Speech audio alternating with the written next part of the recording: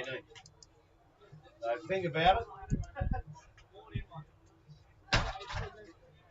Coaches Award, I don't know. Yeah, mate, we're all here. Cameraman Award. Hello, David Steele, Robert Cameron, Dale Smith, Gravications, all here. We've had a bit of a rush start to the day, but everything's settled down nicely. We've got 15 minutes extra up our sleeve today, so no one's panicking too much. This is a game we're really looking forward to. The main reason is that none of us have seen Geelong West yet, so we're looking forward to that. Dale Smith, welcome back after a couple of weeks off with COVID. How are you feeling? I haven't had the COVID, Bob, but yeah, COVID break, I know what you're talking about. And yes, no, actually, it's good to be back, mate. As I said, it's no work and no football. Definitely leads to a pretty ordinary sort of situation. So what skills have you been working on in that time? Woodcutting. Okay. Yeah, woodcutting is about my only thing that's kept me sane. I can tell you over the last couple of weeks, I've found the grandchildren coming through at different stages. And that's with my old mate Shane Rundle out at Blackridge doing me for a T-sale, cutting me chains for me, mate. But I've done them. Sharpened them beautifully, Shane. You're doing a good job, son. It's very important to have a sharp chain. Richard, Gravications, good afternoon to you. G'day, Rob. G'day, viewers. G'day, everybody. Have you been flipping a stop sign over the last couple of weeks? Yeah, I have. The weekends have been the best. My young bloke bought a new little blue eeler dog and fences and that, so I put all new fences in. I couldn't walk for a week. It must be getting old. But I did come up, venture up the highway early today, have a coffee in the pergola of pleasure at the great Mark Spider Brady's house. It was the pergola of pleasure. I can understand why he has all that pleasure in there. Once the roast's going, he's got a barrel in there. Obviously, one of the greatest cricketers in football's been seen. I thought I'd give him a mention. Thanks very much for inviting me down. Yes, former teammate of mine as well at the Inverleigh Cricket Club. Would you be fair to describe Mark as a journeyman? Yeah, well, he's a journeyman, but we can describe him. But he told me that you weren't any good. Well, he would be telling lies. No, I wasn't much good, Grubby, but I had him covered. Well, he might be playing again.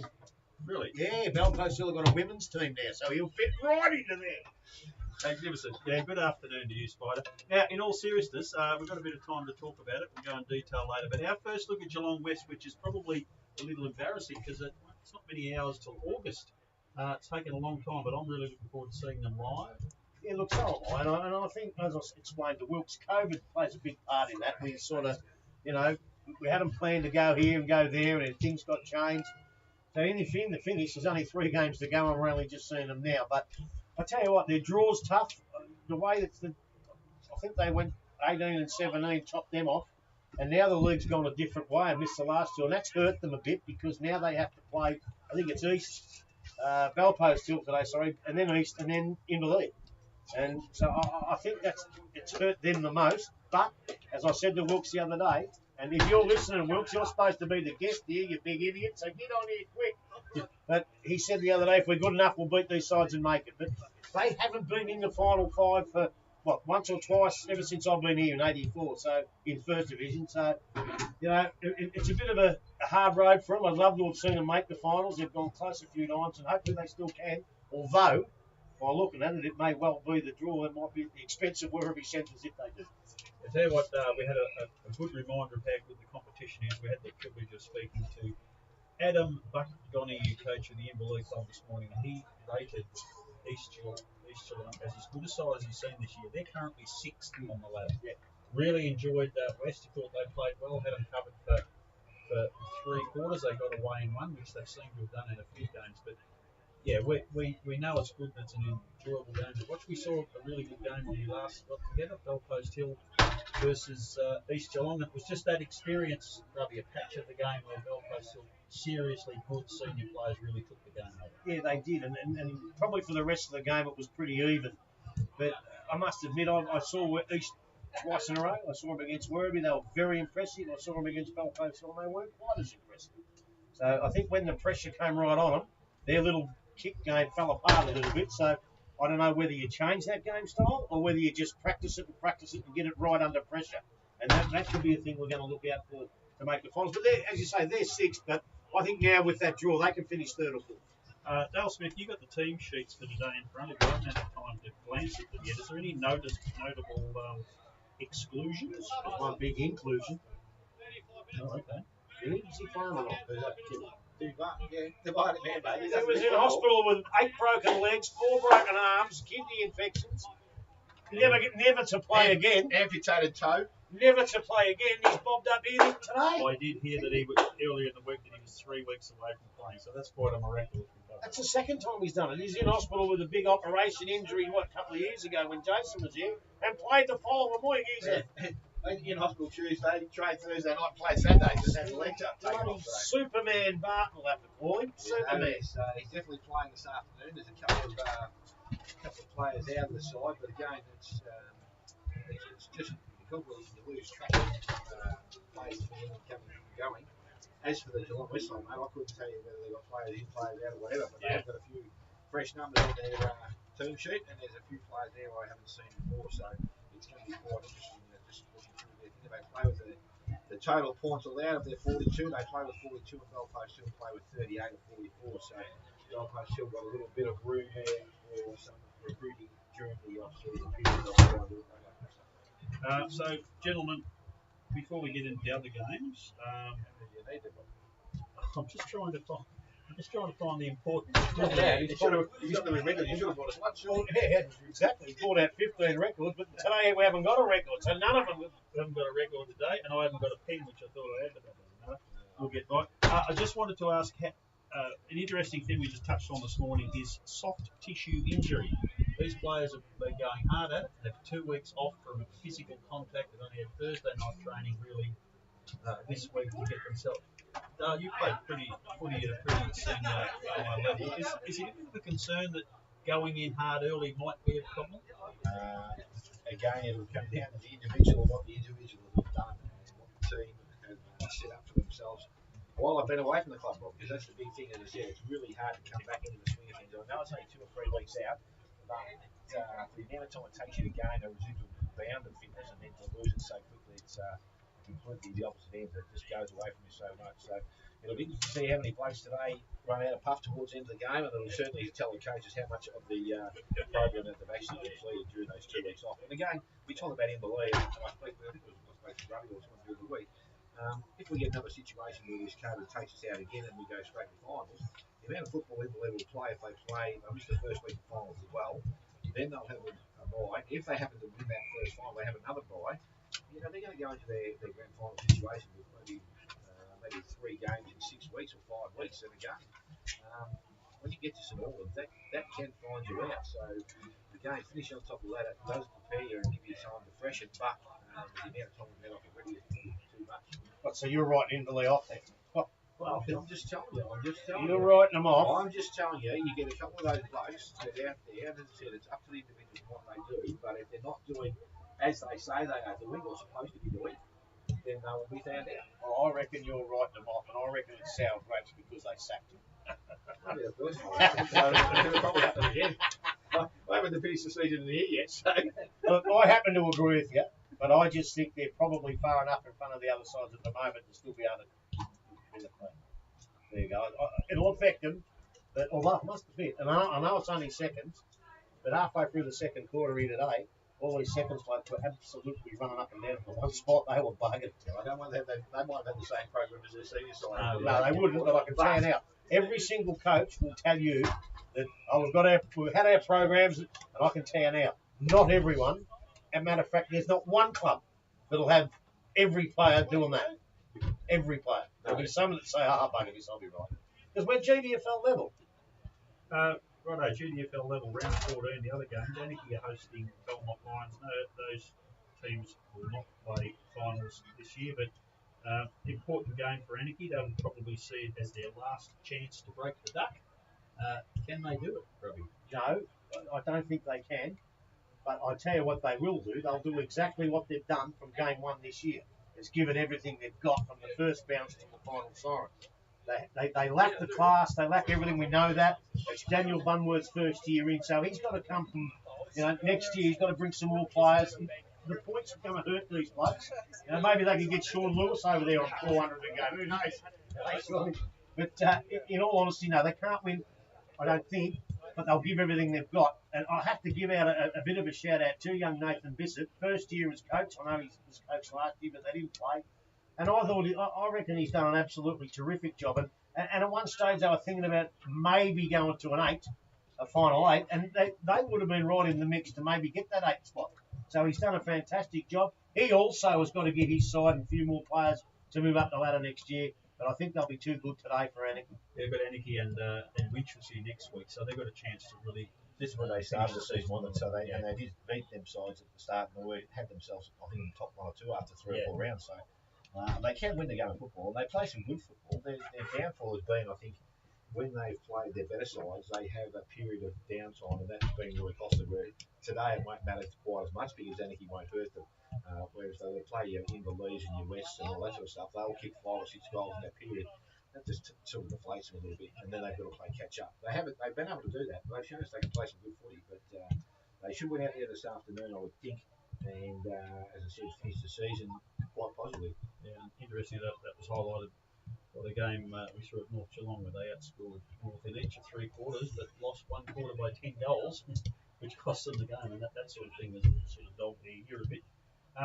Corio host East Geelong. East will be wanting to make sure that percentage of theirs is up close again to Gold Coast Hill. They were neck and neck, and it could get down to that. So I reckon they'll be really looking to hammer home an advantage today. Are they a game behind? I can't remember. 2 points, I think.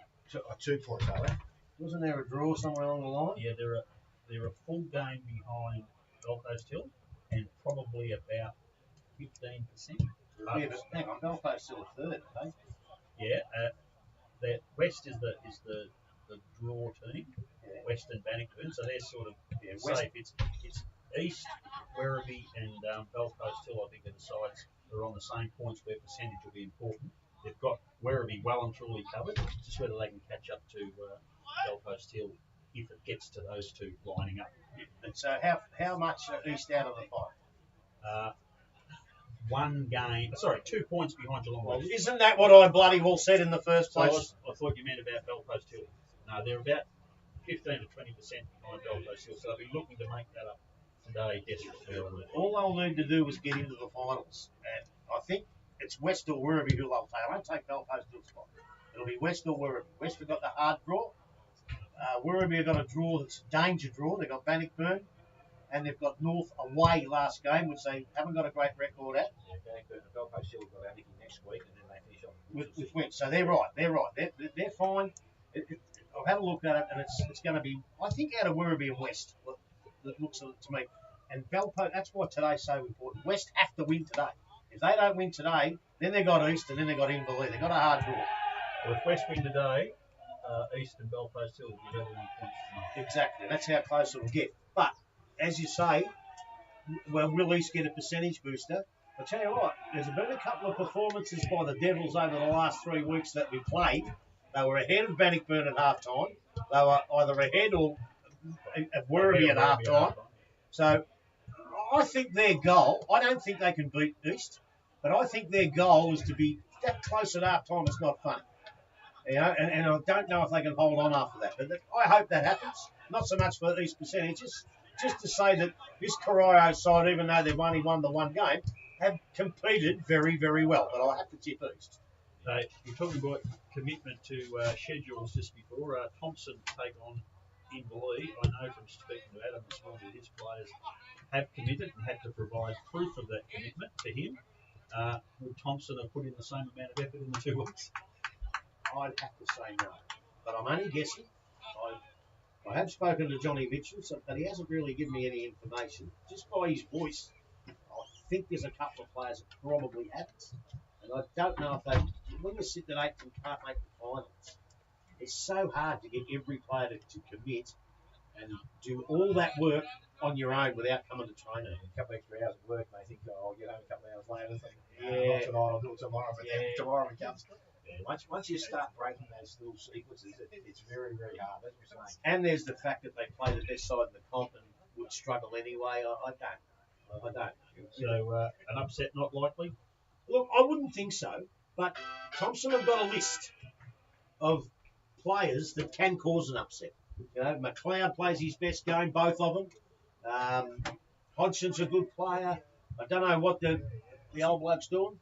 Well, he was picked as coming in, but then their size of the paper wasn't completed, so I imagine he was playing. But, yeah, that's Wiseman, but he's struggling a little bit for fitness too. So their runner, other than today, is quite good. Yeah. If they can pull off an upset today, can they still? I don't think have they so. got enough to get? I don't think so. A few results going their way. If they won all 3 games, they'd have to rely on results going the other way for other clubs. I think. Werribee and Geelong West losing. Yes, I think so. I think so. I haven't got a current list. Yeah, me either. But I'm just guessing that. I think they're a touch too far back. Yeah. But as I say, the list of players, the coach, he's a good player, and his brother's a good player. Sammy Jack, not the coach, Sammy Jack is a good player. They've got the players to cause an upset. But, gee, this Inverleigh side's just been too good for everybody so far. I spoke to some Werribee players. They played very, very well against Inverleigh. They got within a kick a couple of times, but just the sheer class and ability of Inverleigh, they kicked away and made the scores look pretty good. So, look, Inverleigh at the moment, too good for me. North Geelong were to be hosting a past players reunion today, which have had a bevy of legends at the place. That will no longer take place. Can they get the inspiration required to beat Bannockburn? I've already heard today that they've forfeited the reserve game at some stage. So yeah, they're already underway. They started at 1 o'clock this game. Oh, did they? Yeah. Oh, okay. So, there you go. Yeah. So look, I don't think so. I think they, as I said, they haven't got much to play for, and obviously they'd like to finish the season as positively as possible. But I don't think they're going to have the talent there to beat Bannockburn, and it'll just be interesting to see. I suppose if they can go take them deep into the game, they do play well out there against Bannockburn. That's probably the only thing that they can do is they can actually hold them out. I remember it, 2019, Bannockburn went out as red hot favourites and won by less than a goal. And it was so it's not terrible. They really like, but again, they've had the conditions today. It's perfect. Well, considering what we thought we were going to get today, and we still may get, I think it's just a little bit too much time. Yeah, there is. And how far ahead are Bannockburn of the sides behind them? There's not that much in that either, is there? No. I think Belfast still would be nearly on equal terms, wouldn't they? Yeah, they are. Oh, well, Bannockburn have got that 2 point. Yeah. So who have they got left? They've got North today, then Werribee. And in the last game, Bannockburn had Darwin Lions at home. Right, so they would have to really win this to coast into the finals. Yeah, it's interesting that when we had those other 2 games, which were easier ones for Bannockburn, that would have assured them. But all of a sudden now they can't afford to drop the Werribee game. So Blake Miller's playing that side, isn't he? Yes. I don't think he's come back in yet. And James, I haven't seen his name in this for a couple of weeks either, so I'm not too sure Still have concussion. that he's gone AWOL. Bannockburn 3-2-20, North Geelong 1-3-9 quarter time. Right, so I'm going for Bannockburn then. They've started off well. But they can't drop this, because if they drop this and they happen to drop the Werribee game, you don't want to put yourself back into that mire. You've got to stay ahead of them to get that top 3 spot. I just had a text about Thompson from Johnny Mitchell. We need a top 8 to make it. And the other part he said is, what is that idiot Cameron talking about? What did I say wrong? I don't know. I'm not sure. No, I only made that bit up. Righto, so we think Bannockburn, now that they've got their noses in front of quarter time, if they start well, they usually continue on. They've had some horror starts this year, which has caused them some grief. They had a ripper at Werribee, 8 goals to nothing at quarter time, which we all witnessed and were flabbergasted with, but I think that's enough of a buffer, so they should be right. The last game before we get to the match of the day here, Winchelsea go down to Werribee, important game for Werribee. Winch are on the improve and could cause some grief, but you'd think the Centurions had got enough to play for to hold them out? Yeah, it's nothing with the trainer. No one saw me. They didn't, I don't know, they didn't give this interest to it. The big fella's out. Daly, he's not playing. He's going to be out for a couple of weeks maybe, and they didn't put the other big bloke in, so I'm not quite sure who they're going to ruck. I don't know if Nathan Johnson's back after suspension either. No, I wouldn't be yet. You got 3, didn't He you? got 3, so he probably has to sit this one. I think they're going to ruck Connor Linehan Cunningham at one stage. So, and he's got a bit of a dicky league too. So I don't think they're travelling as well as they would like to be with only 3 games to go. And I'm not saying it's the COVID that's in it. It's just, I don't know. Do they punt Sutton or Nick Ball? Is it Ruckman? Well, I think at some point they're going to have to. The only thing is, when we saw Winch last time, they didn't have a ruck much either. I was just about to say that. That's probably the best team we have today that haven't really got a number 1 ruckman. So they might get away with that. But the following week at Bannockburn, they've got about 5 of them if Miller's back. And then the following week after that, they've got Wilson. So they've got to get those big blokes back. I would say at this stage, if the game was at Winch, I'd give Winch a real chance. But being at Werribee, I'm going to go for Werribee. Yeah, I think Werribee got too much to who's looking up there this afternoon. Yeah. I think they need to win the game. And obviously, if they want to be part of finals football, then this is a game that they cannot afford to turn over. So, which will go up there with, I suppose, the thought of we can't make finals. Let's upset a few in our trip up there. But yeah, they have to play extremely well to beat it. Yes. What role with these last couple of games will Butch Shaw have? Interesting. Probably slightly increased, I would imagine. We all know how good a bloke Brendan Forsman is. I don't think he'll be wanting to ride it through to the end. I reckon he'll probably start to handle. So is it being over appointed, there. has he? Yes. Yeah. Oh, I was wondering. Yes. But that was just a mistake. You saw him standing there. You didn't know he was already assistant coach. I didn't even know he was tied up. I know. And then when I saw him, I thought, well, he's his succession plan. No, he was just there that day because he was assistant coach. You didn't know that. No, I had no idea that Bush was tied up. They might as well get him to do something because Forsman's done nothing for him. They haven't even made the finals. Not even a good bloke. Just talking to the players and Daniel Gretzky, which has done quite a lot of stuff one-on-one this year, and the players really, really like him. So I think logically he would take more of a role in the last couple of weeks. That's why I asked. Yeah. Yeah. By the way, Anarchy have cancelled their past players too. Yeah. I think that was on this week as well. Yeah, I think it was.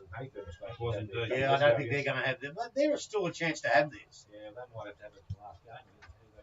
They're away last No, it'll have to be allowed to play with the crowd next Saturday yes. for them to have it. Yes, that's right. Yeah. If they can't play without, if they have to play without a crowd, then that's been cancelled as well. Yeah. And that's probably good foresight by Werribee Central. They obviously had a Got him little. early. Yeah, they got him real early. Because I tell you, you make a quid on them days. Yeah. Some of those blokes are still hanging around at 11 o'clock at night. I know. I'm trying to talk to them. Whatever comes out of my mouth, although not this year. But yeah, they make a good quid out of them. Yeah. That's a big loss. Okay, match of the day here. We'll preview that and then go back to the studio for a break. And hopefully Chris Wilkie will have wandered in. No, he's not coming in now. I told him 1:30. If he comes in now, he can nick off. Okay, we won't find Chris Wilkie then. Well, I spoke to him today when I got here. So don't forget 1:30. Yeah, no worries. Okay, maybe he's got a different clock on. So today, it is clearly the match of the day. It is a game that is probably hardest to decide. West have had a really good month. They know the importance of what they need to do at the end of the year, and we've seen Belfast Hill at their very best. We know how hungry they are. A couple of weeks off, though, changes the dynamic within a club. How do you see it going, boys? Because it's played up here, you'd have to favour Belfast Hill because they played extremely well. Their team, as I said, without having seen the Giants at all this year, there's a lot of blokes in there that I'm not familiar with, and it's going to take a little bit of time for me to make sure who they are. Now, that Chris Martin, That's the bloke we're talking about. Just got my old book out to look. I'm just going through the list, and as soon as we're talking about it, Chris Martin, he's a bloke that can kick goals off forward, and the bloke's been kicking most of the goals is Alex Blair, so he's going to need some help up forward if they're going to win the game of football. Ryan Gans and also Josh Milne have been good key forwards for them over seasons, and as long as they can put their best foot forward and assist in getting some goals up forward, they will keep themselves in the game. I've got no doubt about that whatsoever.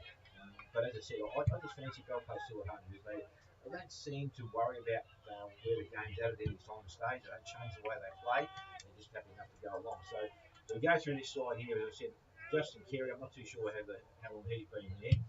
There's a Ted Wallace, I can't remember him over recent years. Kelly Williams, he's another name. Yeah, he's a very good player from Ocean Grove, extremely good Bellarine footballer. As a youngster, he'd be late 20s now, but he'd play well. Tom Perth, again, I don't know much about him.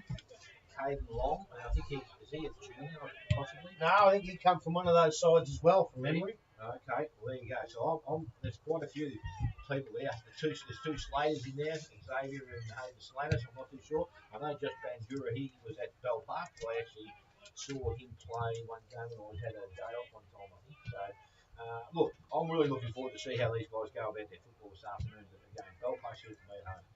Dale, you write your team sheets out every week. When was the last time every number between 1 and 12 was represented on the team sheet for your team? Yeah, not too often. Belfast Hill have been probably your most consistent. I think Inverloy are pretty consistent with their numbers as well. But you're right, right through to number 12. And actually, it's right through to 14. There's 13 to 14. I've just got them wrong. Oh, there you go. Yeah. 3 to 14. That's incredible. Yeah.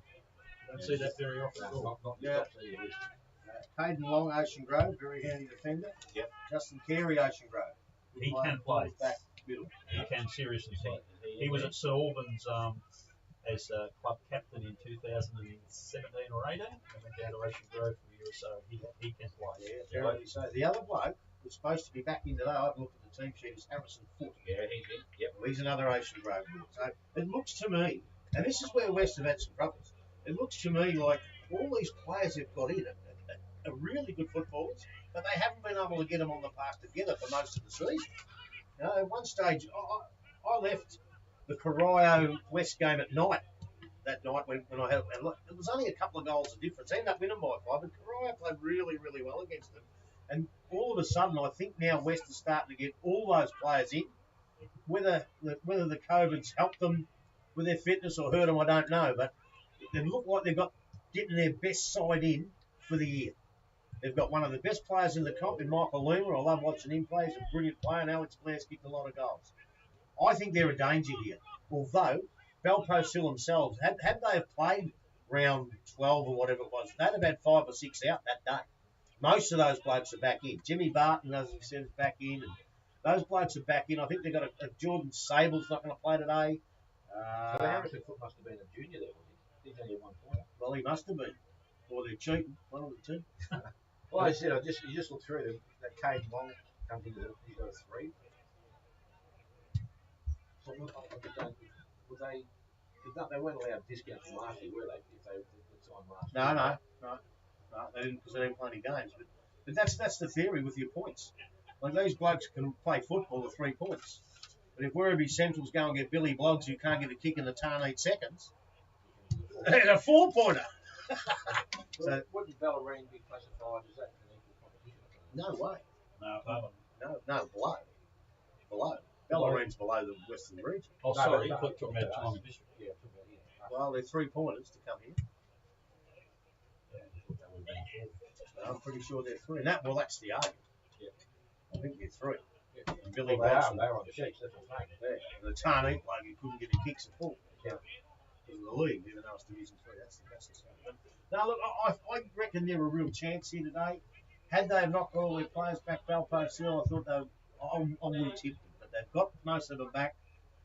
The last time we saw them play Belpost Hill, they were very, very, very good against Eastern. I'm going to hold that form, and I'm going to go for Belpost Hill. But I'll tell you what, this could be a thriller. Yeah, I'm going to go for an upset. That's fair enough. I'm just looking at these names. They're not familiar to me because I haven't seen them. They're familiar because they're appearing their best players regularly. So I would go out on a limb and say they've got as good a team as they can possibly present today. And well, I can't get any more, mate, because they've got 42 or 42. Yeah, the stretch to the limit, but that makes it even more exciting. Really looking forward to it. I'm definitely going from now because you just put the kiss of death on. David Steele, if you are there alive back in the studios at 94.7 The Pulse, we might take a little break, clear some sponsorship announcements, and we'll come back and get prepared for the match of the day here at Myers Reserve, Belpost Hill versus Geelong West. Before you go, yeah, mate. Hey, Steely, what's the weather like in Queensland? You tried to tell us about 2 hours ago. I can tell you what it's going to be like. I'll tell you what it's going to be like at 3 o'clock. There's a forecast. Oh, I heard him. It'll be 18 in Queens. Oh, no, sorry. Queens Cliff. That's a fisherman. You said Queensland. Steelo, you're on track. We'll take a little break and be back very shortly. This is 94.7 The Pulse, the home of local football. Your man's number one caller on K-Rock today. You must be thrilled a bit for him. Tom King's away. Jason's got the gig. They got tomorrow as well. I might watch that tomorrow for a while. So is Jason commentating today? He is. Yeah. I was listening to him on the way here. Stuff here. Okay, jacket. Starting to get fresh. Yep. He's now 23. 23. Is that your phone? Let's just say he should be losing some weight. I thought he might have left it at home. Also my jacket. Oh, my goodness. That's not a very glowing reference, is it? I mean, one player doesn't mean doing nothing. Well, there you go. Can I change my tip, please? Well, apparently it's Michael Loomer lived with 3 or 4 of them. Wilkes told me none of them been doing it. Jules.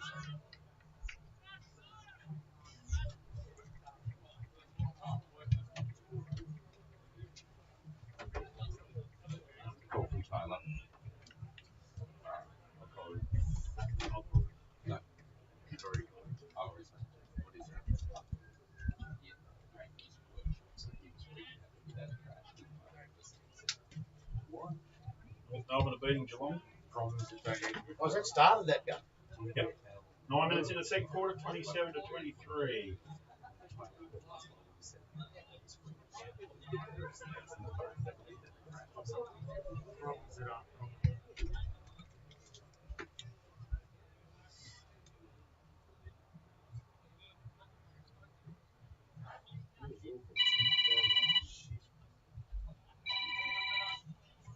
Hello.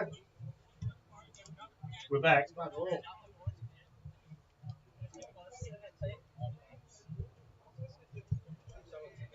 reckon all their players will work and all that.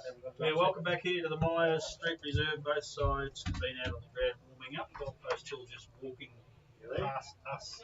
On the left-hand side, looking very fit, keen, and raring for action. They need to win this game to keep their top three chances alive, and Geelong West need to win this game to keep their season alive. So there's plenty to play for here today, and we are all looking forward to it. Bannockburn 5-4-34, North Geelong 3-3-21 at the Pete Barclay Oval at North Geelong.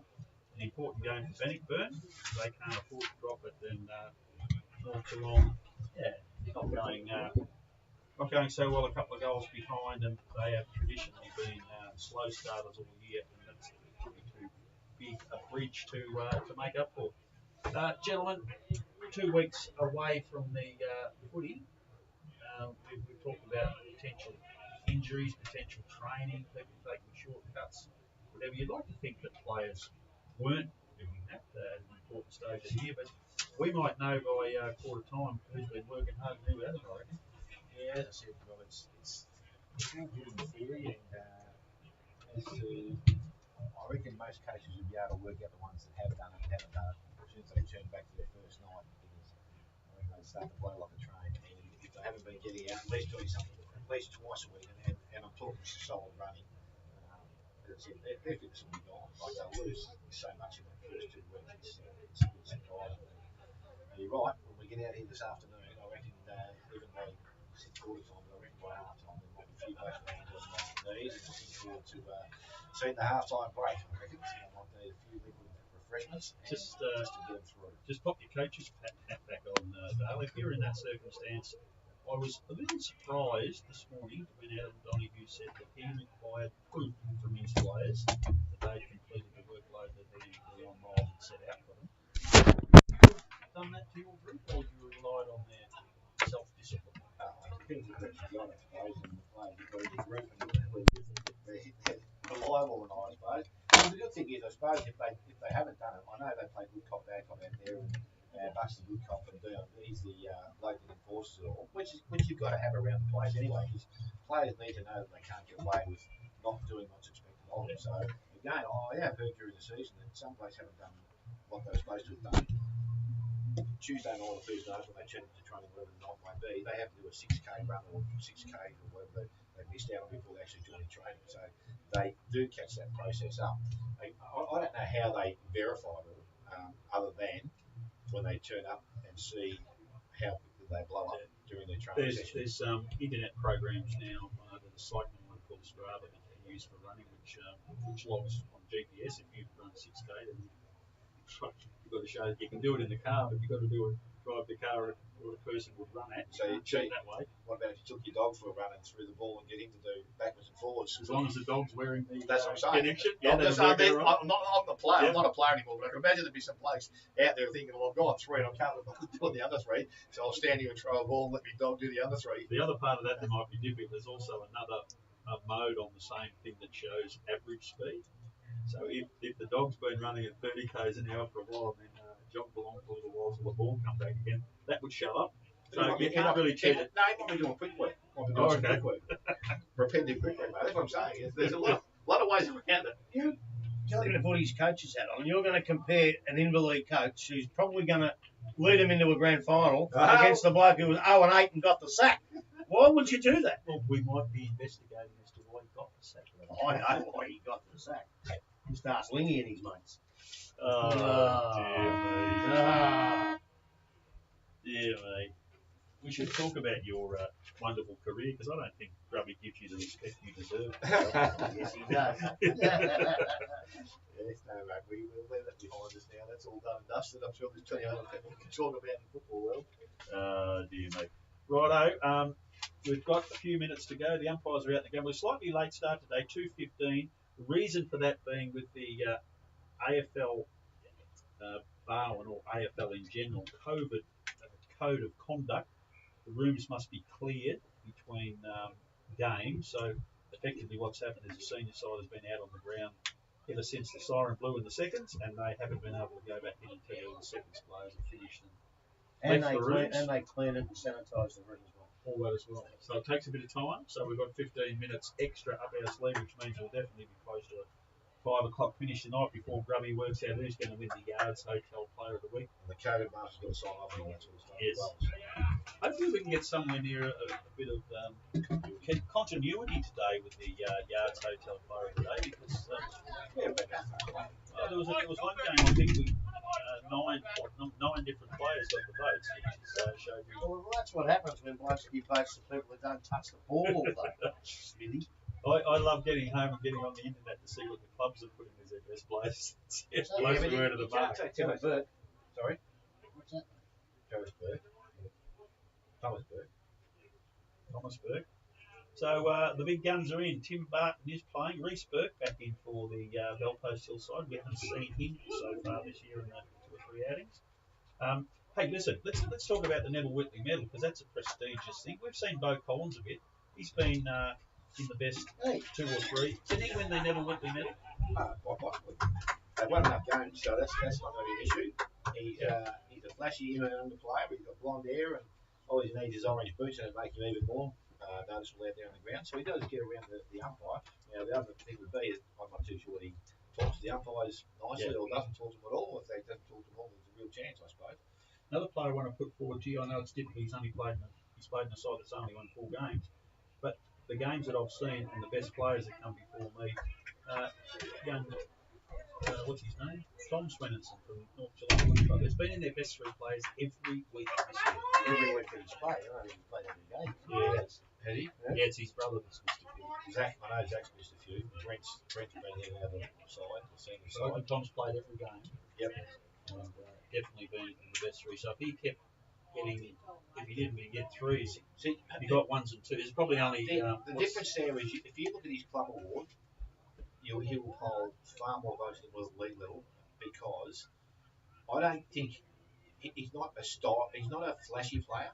He's your first pick every week at North Geelong, but he's not quick, is he, Grub? He doesn't dash. He doesn't carry the ball. He's a great user of the ball, but I reckon I don't know what umpires sit back and look at and what they're told to look for, or how they go about doing it. You know, when we call a game and we sit here and try to do it at the end of the game, how many variances we can pick up in the game of football. So again, there's a lot of things that have to go right. The good thing, not the good thing is, but I think players that play well early in the season, it's like us, we talk about them all the time. So I'm assuming that the umpires will be doing the same sort of thing.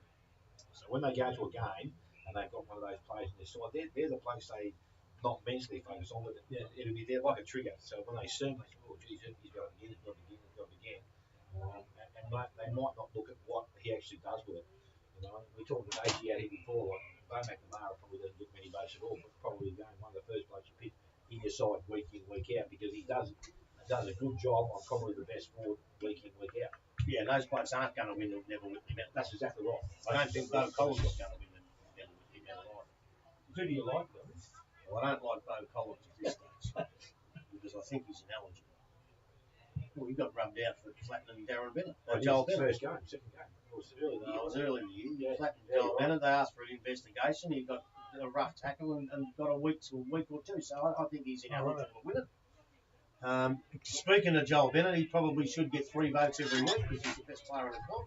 And I'm not saying I know, but I'm pretty sure the game we saw, the umpires gave him 3 in a losing side. And if he plays other games like that, he'll get quite a lot of votes.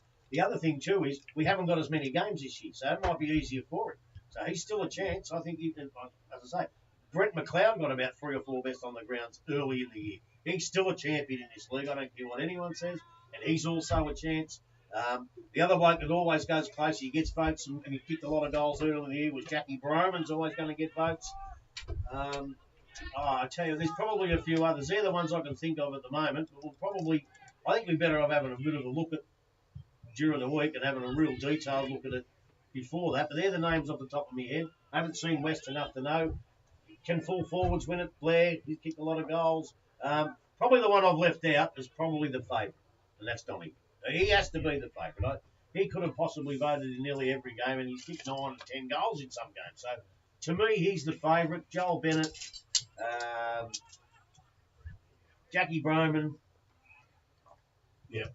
That's at this stage. I'd like to have a lot closer look at it, though. Well, I really like Schwenenson and Bennett in the lower side. Just so that the umpires can look at games. And I know your view sometimes is you can't be the best player on the ground if your side's lost. I'm quite sure that's right. Whose view is that? That's where Joel Bennett. Is it your view? I was the one that gave Joel Bennett 3 votes, and you blokes didn't give him a vote. That's the difference between Joel Bennett and Tommy Swenson is that Bennett, when he gets the ball, because he's such a good-sized kid, and he carries and runs and carries the ball and carries 20 and kicks 50, he gets 80 every time, whereas Tommy Swenson will pick the ball up and he'll see someone quickly and he'll pinpoint that. And that player then can run and carry the ball, but he's not that type of player. He's as I said, if you was a coach going out and getting players from other clubs, he's the first bloke you target because he finds the ball so much. Now that is in his advantage, that he's going to have a lot of the ball there, but he's not the stylish or flashy player that some may be looking for. Well, 36 kicks, 12 handballs, 14 tackles, 4 goals. That's going to get you 3 votes in a losing side. That's what Joel Bennett did. Yeah. Except he won't get you a vote in here in the time. We give it to what's his name? The Evans from Belmont. It's a funny game, football. No, it's not. Funny people in it. It's a funny game. I'll just check on a couple of scores for those passionate catters around. They're hit the front. Check on the main score. Carlton, 18 goals for, have defeated St Kilda about, I think it was 12-9, and never look like losing. Charlie Curnow, here we come. Just on that score, Richard, would you like to have Alistair Clarkson coaching your club next year, or are you happy with the man you've got? No, I'll take Clark every single day of the week. We haven't got a Jeff Kennett there to sack him because I don't care what anyone says, that's what's happened. There is no doubt that's what's happened. And if I was the people at Hawthorn, why would you sack a coach who's the best modern day coach and possibly some people think one of the greatest coaches of all time? Why wouldn't you sack the president instead, who does absolutely nothing? He's wrecked our state. Now he's wrecked Hawthorn. No, I shouldn't say that. I would suggest to you the reason is that the circling of Collingwood around Sam Mitchell, that he didn't want to see him go, so he thought, well, he's going to be the next coach anyway. Let's just speed up the transition. Yeah, well, that's logically let him go to Collingwood and keep Clarkson because he's the best coach in the business. Keep him. Let Sam Mitchell go to Timbuktu if you want. What's he ever done, Sam Mitchell? He might be a flop. He might. But Jeff's put all his eggs in his basket. But he's an untried coach. You've got an untried coach against possibly the greatest coach of all time. It's beyond reason. Absolutely beyond reason. It seems to be, and there will be some more fallout at Hawthorn because of it. Oh, yeah. It's a power struggle. He's got up there, Kennett, and says, I'm more important than Clarkson. He's gone now. That's all it is, and it's going to hurt him. You think the members might rally and give Jeff the flip? Well, I would. But it's too late now. Because Clarkson's already gone, so it doesn't matter what you do. Well, his 2 brothers coming to work. Clark's brothers coming to work, so they're Collingwood men, so they won't be disappointed. They won't be, no. But to answer your initial question, yes, I'd have him at Carlton without any doubt. He's the best coach going around.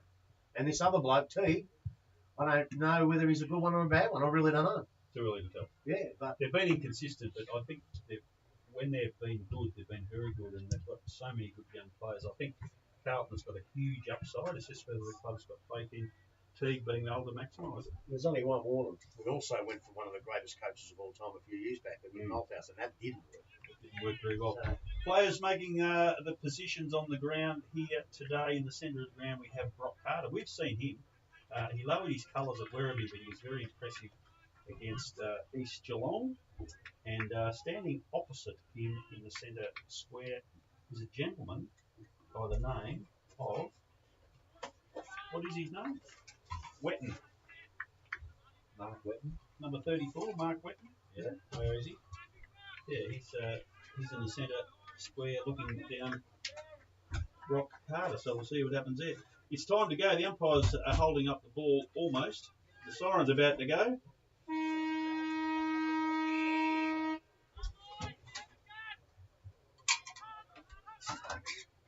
The ball is thrown up in the middle of the ground. It's picked up there by Yates, got the handball away, went to Collins, and the ball is now being tucked back underneath the foot of the players. And we go to the ball up, still in the middle of the ground. And here brings the ball back to the umpire again. They both go at it again, Ruckman at it. The ball comes down out of the contest, picked up quickly from the centre square into the half forward line. White comes up, couldn't take the mark into the hands there of Milne. Tried to get the handball back out to White. He's on hands and knees. He works pretty hard. He got the ball out. They clear the ball. They go out wide. Page leads in the race to the ball. Has Muir back behind him. He'll go in that direction now. Muir along the boundary line. Good kick, Basley. Sets him up though. A good spoil there from Viney over the top. Ball goes over the boundary line by the throw-in. Just let it hang a bit too high in the air, Smithy. Yeah, just a little bit too slow through the air. Grab your right. So Carter's doing the ruck work. We said Mark Wetton. And we said he's doing the ruck work for the west side. Ball is thrown back into play now, and again, Carter just taps it to the feet. Yates coming through, kicked it off the ground, got some ground, and went straight in the hands of Lima. He puts boot the ball goes quickly back into their forward line. A chance here, McNamara out in front, was held by the jumper a little bit, but again, the umpire lets things go on. Good strong tackle there, and again held up. So we're going to have another ball up to take place. This time about 35 out from the west goal. And again, not knowing there's hardly any breeze at the moment, I wouldn't think, but that will probably change in the course of the afternoon. Now there's a free kick being given, and it's going to go to Bill Whitney. And here in his back, Whitney now is being called to play on. He goes to the highway side of the ground. Dan Gray is out there by himself, got a favourable bounce. Ball came back to him, he got the handball away. They chipped the ball towards centre wing. Vantella, ball went straight through his hand, nearly hit him in the head. What they call a falcon? Falcon? Yeah. Falcon, but his ball goes along the boundary line and is over now to be thrown back in, far side of the ground. Unusual to be up here without a lot of wind, but I've got a feeling it might come a bit later on. It's on the far side of the ground. It's going to get pretty nasty, I think. Yeah, I think so. Just waiting for the ball to come back into play. Boundary umpire's got it. Wetton and Carter going at it again. Carter gets a hand on it, gets it towards Yates. Young can't get away. Vancouver's wrapped him up. Ball's pack of players develop. We'll have another ball up just inside the boundary line. Far side of the ground here at Myers Reserve. We're in the Common Nafine Hotel first quarter. No score yet. Wetton pulls the ball out of the ruck. Hand pass out. Vancouver gets onto it. Can't break away from the pack. A couple of players going at it very hard. The umpire's blown the whistle and said that the Geelong West player was pushed in the back. He'll take a free kick over there. Right on the centre wing. Will kick the Giants into attack. Playing on quickly now. Can't see who that is yet. A long kick. It goes into the 50. Coming out is Blair. He can't take the mark. Bell Post Hill. Strong defence. Grab the ball, but they're wrapped up. And we'll have a ball up about 45 metres out directly in front of the Geelong West goal. They've had the ball in their forward line most of this game.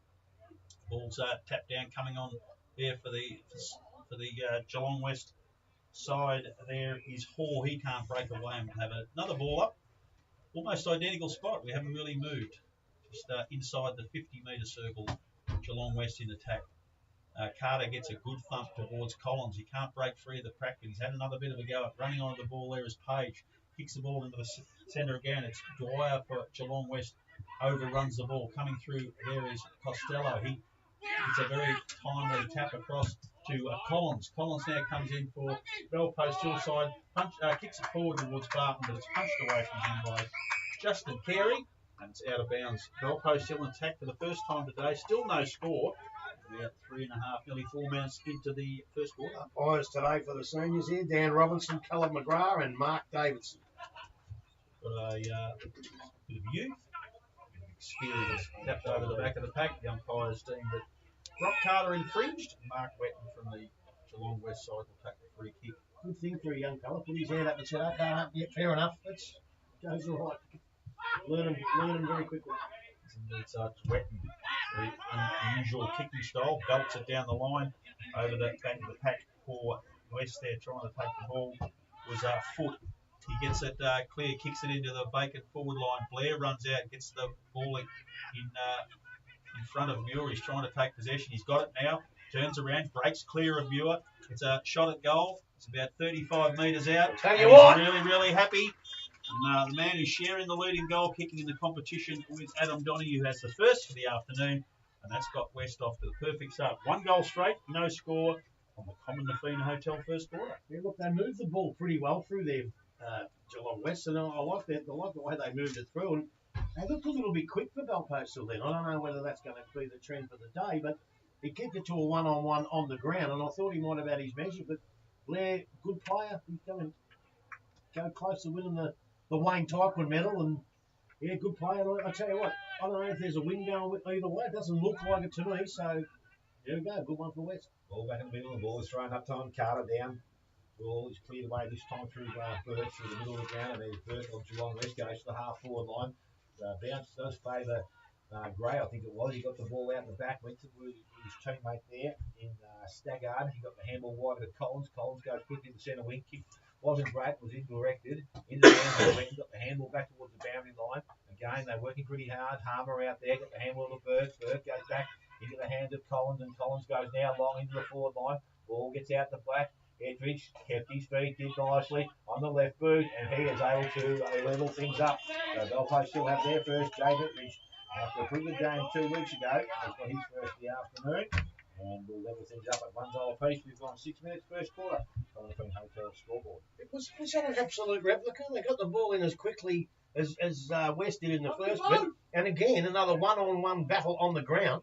After they both couldn't quite take the mark, I just had that feeling when the ball hit the ground, she's all over here because it's hard to beat Edridge with strength and his ability there, and he was just too good and kicked a beautiful goal. We might have another first here, Grubby. I just looked through the top 10 goal kickers in the GDFL at this stage, and I would put it to you that Casey Meehan is the only bloke over 6 foot. Probably, yeah. When you've got Jarks and Blair and Donoghue are the top 3, Brendan Wilson, Brent McGrath from East, Caleb Basley. There's no big, strong key forwards like we used to have in yesteryear. It doesn't look like it, does it? So back in the middle, going up again is Wet, and Carter comes over the top, gets it away, but pushing through hard for is Burke for the Geelong West side, punches it forward. Coming out there is Dylan Whitney, picks up the crumb very nicely, swings around on the left foot, takes a bounce, he's got plenty of time, kicks it out, and Newell for the Gold Coast Hill side takes a mark on the half-back flank. After relieve pressure, not many options. West working really, really hard defensively. It's on here. There's a little scrap in the middle of the ground where that defensive work was deep. It's going to be a free kick to West too, I think. Yeah, it looks like and 15! Bangura was working particularly hard on Dylan Whitney physically, and Whitney has responded poorly. And Bangura is going to have a shot for goal now because he's got a 50-metre penalty. He might very well get another one if that continues. It's just been knocked over again by Muir. Well, I'll tell you what. I don't see Dylan Whitney do that very often at all. So, obviously, there's been a few words said before that. So, you know, it's going to cost them a goal. Look out, they're still going out here. Go, reverse it, mate! Another 50. It's another 50. It's going to put him right on the goal line. As I say, I've never seen Dylan Whitney act like that. So, something's been said or something's happened. And we'll just keep our eye on that for the rest of the game. I think the umpire's in dispute over who's got the ball now. I think one's going for a reversal, but the senior umpire won, and West will have a shot. Bangura will be kicking from the goal square for their second, and put them at 6 points in front. So a little while where nothing happened, and we've now had 3 goals in a very short period of time. Does West go to the lead? 2 straight, 12, to 1 goal to Belpost Hill. And we are 8.5 minutes into the Common Nafine Hotel first quarter. I've just got to add to that. That is part of the game to nickel players who are as good as Dylan Whitney. All right? So basically, the onus then is on Dylan not to react like that and do the right thing because that's just cost his team a goal. Oh, yeah, you can see he won't do that again. I can promise you that. He's very fired up when he comes off. Yeah, and look, it's still, no matter what the umpire does, no matter what Bangura does, it's up to Dylan Whitney not to react like that in that situation. And his teammates probably trying to get a square up as well. Yeah, well, that's cost him another couple of 50. So you've just got to, it's funny, you know, you have a little bit of discipline lapse in the first quarter. No one gives a bugger. All right, that's your first, but you don't want to continue that during the day because it's going to cost you too many goals and maybe you'll win. So back in the middle of the ground. Ruckman go at it. This time Went gets the ball down. Got the handball out. Only as far as Carter. Carter goes back to Collins. Collins on the left boot, his kick was smothered off the boot. West, they pick the ball up. Good strong tackle there by Basely. Ball comes out, picked up by Burke into the hands of Yates, and Yates goes quickly into their forward line. Cozzy is out in front. That's Costello, and he's trying to go back in there. Kieran's got the ball out to Harmer. Harmer steps, props, goes towards the goal, and he'll bring things up very quickly. So that's 2 goals apiece, and if it continues like this, we're in for a ripper. So at the 10-minute mark of the first quarter, the goalpost still 2 goals, Giants 2 goals.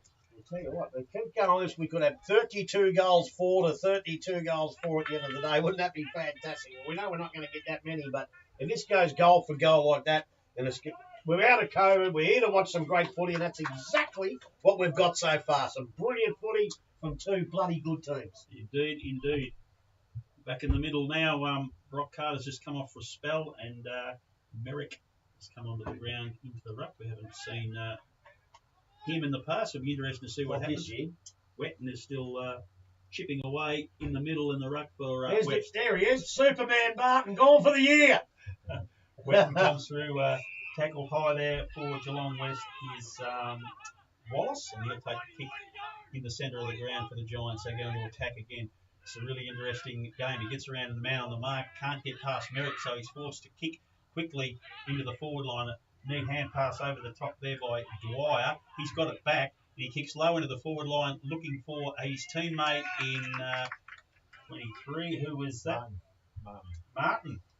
Martin has come out and taken the mark. This is the man, the lead singer for Coldplay. We've been waiting to see him for quite some time. He's had a change of jumper, which we won't go into any detail of. We wouldn't want to embarrass him too much today, but Chris Martin for the Geelong West side will have a shot from goal about 35 metres out on a very slight angle. It's left the boot beautifully straight over the goal umpire's head, and we've had 5 goals in the first 11 and a half minutes of this first quarter. West have got 3. Belpost Hill 2. That's the common Fiend Hotel scoreboard. Well, they've gone to script. It was their turn. West have picked the 3rd one. Now it's obviously up to Belfast Hill to kick the 4th. But that kid looks all right, actually. The way he kicked that ball, doesn't matter whether it goes straight at goal or not to me. The way he kicked that ball, he knows how to play football. And I know they've got Blair up there who's kicking a lot of goals, but I think this bloke, I think he's the joker in the pack. He could be a big danger for the Belpost Hill defence. And I think Tari's got to pick that up really, really quick. I know you've got Bowie McNamara down there and Altula Sulik. They've got the weaponry in defence. So this could be a huge contest between those 2 or 3 or 4 blokes. Ball is rolling back with the umpire in the ground now. We start play with Merrick doing the work against Wetton. Or Wetton, I should say. Who? Wetton. Wetton's France. Yeah. Thank you. Ball from the middle, and a high tackle there, and we'll go to Bill Whitney. Whitney now moves quickly, goes into their forward line, low, flat kick. They didn't hit the target, but they've been able to move the ball to Costello. Costello gets the ball back into their forward line, and this is Long. He's got the ball now from defence, goes back towards the half-back line, coming out, taking the ball with Carey. Got the handball away, so they run the ball from the back half, and it's into the hands of Wallace. Wallace goes back, and they set these things up now, and they go Long back in towards the middle of the ground.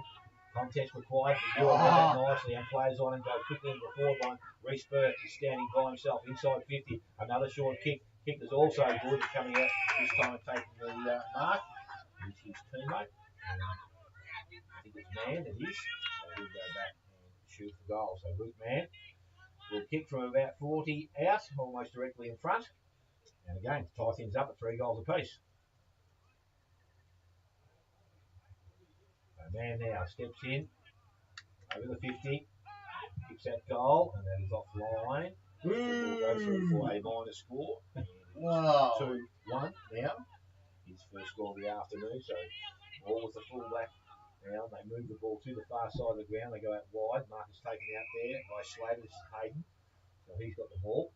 And he goes now towards centre wing. He does that nicely. Nicely been kicked. Mark is taken out there again. They control it with Curtis Young. The footer now from that centre wing position. He goes into their forward line or half forward line. Again, Mark will be paid. Strong out there by Wallace. He's been good through the early stages of this game. And he goes quickly. That kick wasn't quite as good. Blair read the ball. Page going back, took possession. Good handle over the top to McNamara. And he steadies now. A little banana pass goes to the Gates. Didn't hit him. Over the top. The ball comes.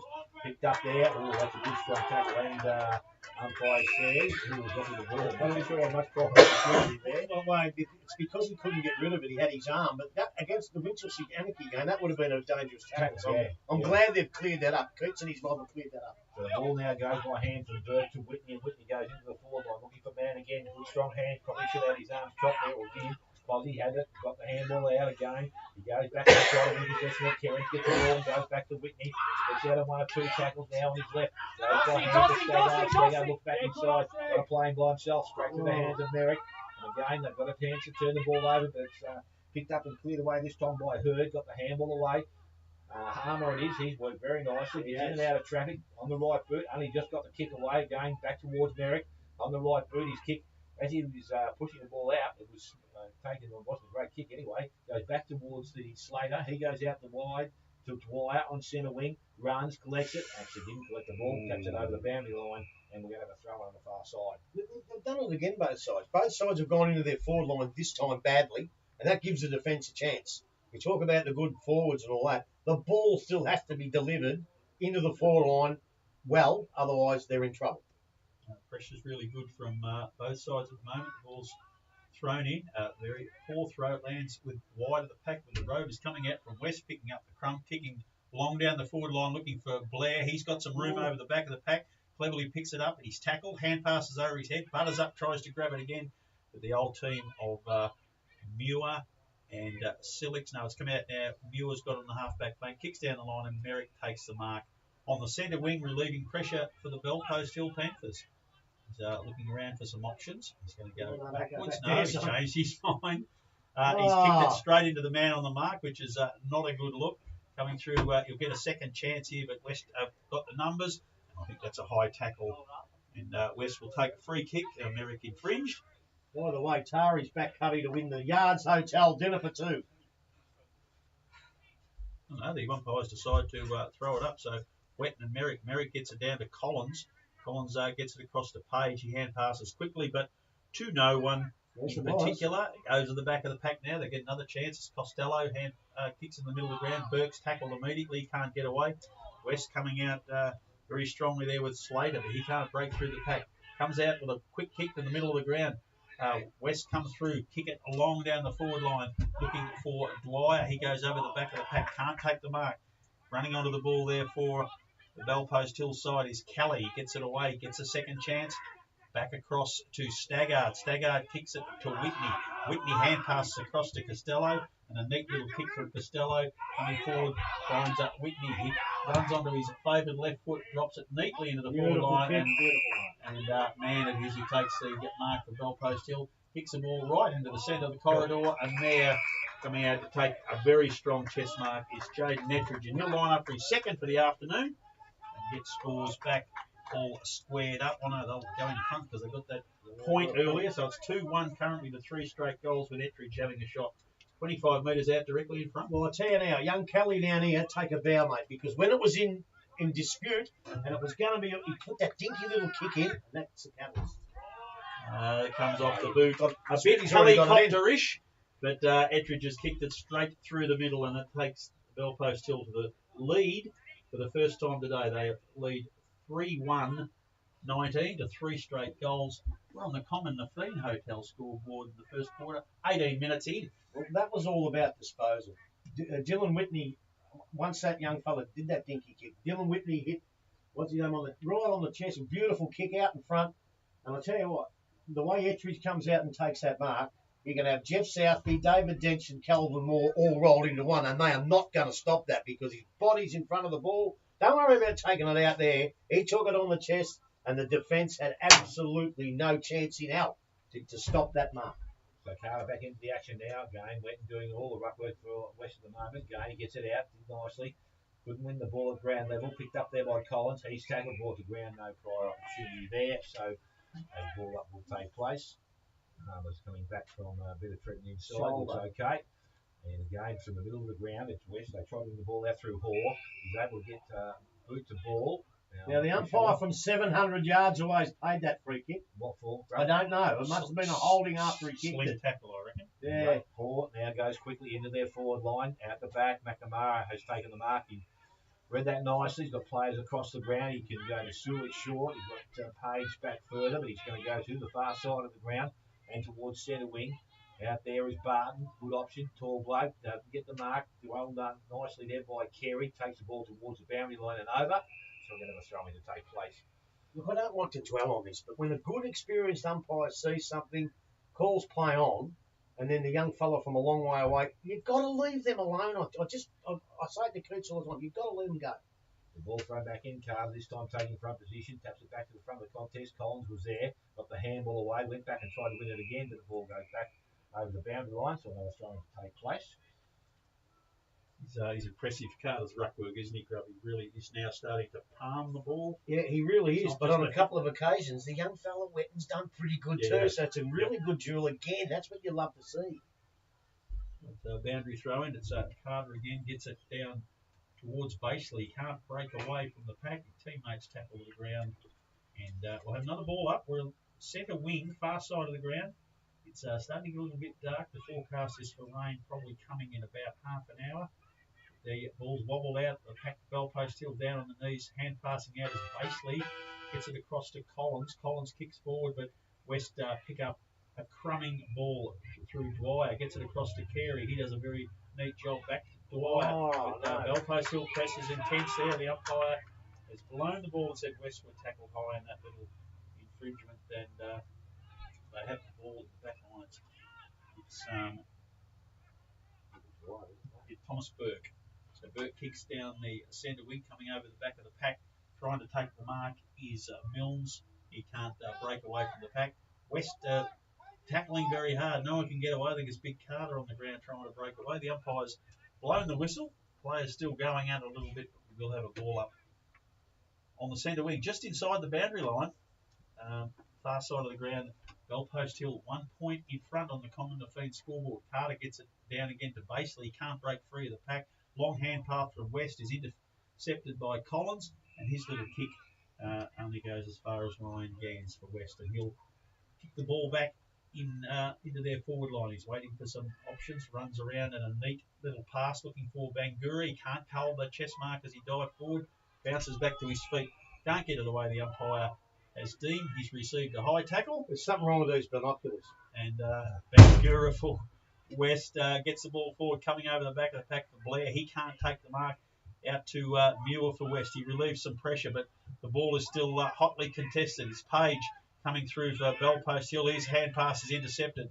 Blair it is. He gets around on his right foot and drops a neat little pass straight onto the chest of his teammate in Milnes, and he'll take a shot from goal. 4 goals, sorry. About 40 metres from when he kicks, but he is directly in front. I don't think it was Page. I think it might have been Jack Yates. All right. Yep, sorry about that. He probably should have come down to his side if he could have. Just let him in a little bit. So it's Milnes now for the Giants. They have a shot directly in front. As I said, he'll kick from just inside 40 metres. Very, very precise. You get very close to the man on the mark, causing him to get under it a bit like a 9-9, and it's just missed, faded away to the left-hand side. So scores are levelled up. It's 3-1-19 apiece, and we are 23 minutes into the Common Defeat Hotel first quarter. Ball's gone quickly to the back pocket, into the hands of Collins, and again, plenty of possessions in this first quarter. Goes along towards Carter, up in front. Couldn't finish the mark off there. Went back at ground level, won the ball out into the hands of Fantella. Got the handball away. It was smothered, but it works okay. So it went to Yates. Back to Gray. He's tackled. Ball comes out in the tackle. Umpire said it was a free kick. Incorrect disposal, and Bangura takes the ball, goes quickly by hand to Lima. Lima goes very quickly into the forward line. Coming through was McNamara. Read that well. Didn't finish the mark off. Has the ball just in front of himself. Was tackled there by Dwyer. Got the handball to Collins. Collins now out of the contest. Got the handball back towards Carter. He's looking for support. Needs it. Has it out wide. Went to Gray. Gray now from the half-back line goes towards the centre wing. Eckridge used his body well there. Got the ball down, but again couldn't finish off the mark with the free kick for a hole. Umpire now says, no, he's not. He had to go back. Good call. And the ball will go back to Paddy Dwyer on the centre wing, or just defensive side of centre wing. looks across the ground, uses his teammate there in Wallace. So Wallace now, he goes over centre square and goes into their half-forward line. Ball gets out the back, trying to work through there his foot, tried to keep the ball going forward, but he got support there, picked up there. I think that was Martin, goes back towards goal, bounces, and will bounce through for another minor score. So they take the lead at 3-2. They lead Bell Post Hill 3-1. 25 minutes gone. First quarter, Commonwealth Hotel. First quarter scoreboard. It's hard to split the sides at the moment as the scoreboard would suggest. It's a very tight contest. Both defences are really kicked in now. And Muir comes out, kicks it to Staggard. And Staggard kicks it out and the wing and finds Page, or halfback flank, I should say.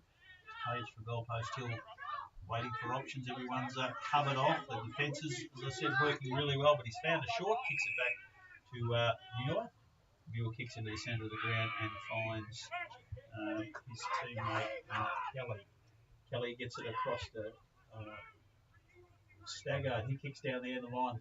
Ettridge in front of the pack punches it away from his teammate. Fantella coming through for Bell Post Hill, trying to get some traction on the ball. He can't. Carey's got the ball. He hand passes it out. It's into open spaces now. Ettridge will be first there. Picks it up very cleverly. The umpire's deemed that a throw as he scooped it back. It got about 18 inches off the ground, and the umpire deemed it to be incorrect disposal. It's come back to Bankura. He's dropped it. Luxa forges and it lands in the hands of a teammate, kicks down the line, and they're coming out to take the mark is Milnes. Milnes into the middle of the ground and finds Dwyer. Another short kick from Dwyer, not good. Puts his teammate under pressure. Wetton hand passes into open space.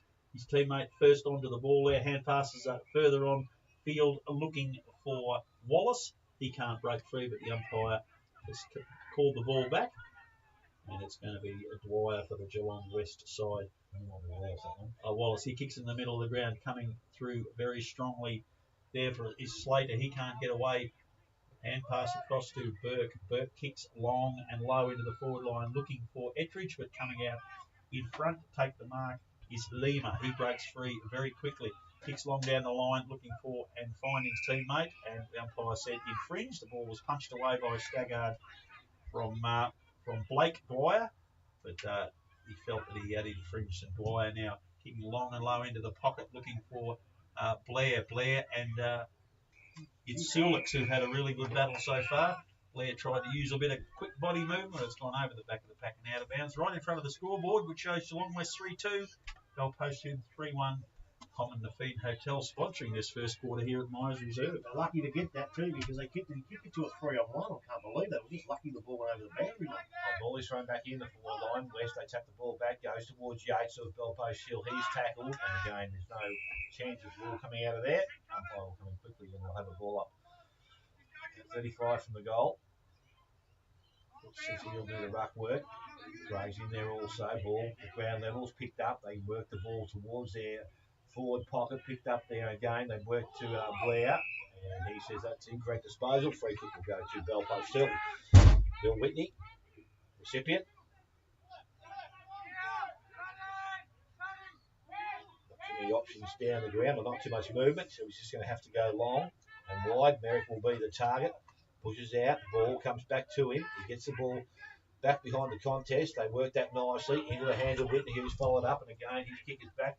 Going towards Ettridge, ball went straight through a group of players. It goes out the back. They've got some work to do now. It goes towards his teammate there. Which they have. They've got the ball back. Barton gets a handball back to Harmer, who's back on the ground. Barton says, leave it to me. I'll get it and kick the ball high. And it does go high, but not too far.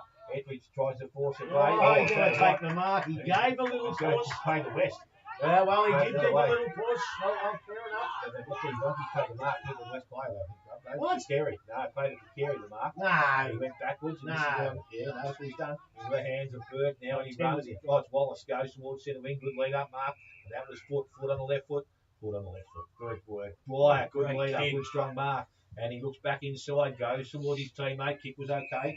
He finds him dim, and Wallace took the mark. He's looking to get the ball going quickly now. Long. Kick was smothered there by Yates. Wallace went back and got it back again. Harmer worked hard. He got underneath the contest. Looks to get the ball out. Again, Yates is back doing some hard work. So they got two blokes that love to get underneath the contest. Ball comes out, tackle strong, the ball it won't come out of there, and we're going to have the ball up. Surely he couldn't have played the mark. Etridge took the mark. He played it up. He had to have played the ball, sure. So ball from Wheaton out of the ruck contest. High says the umpire.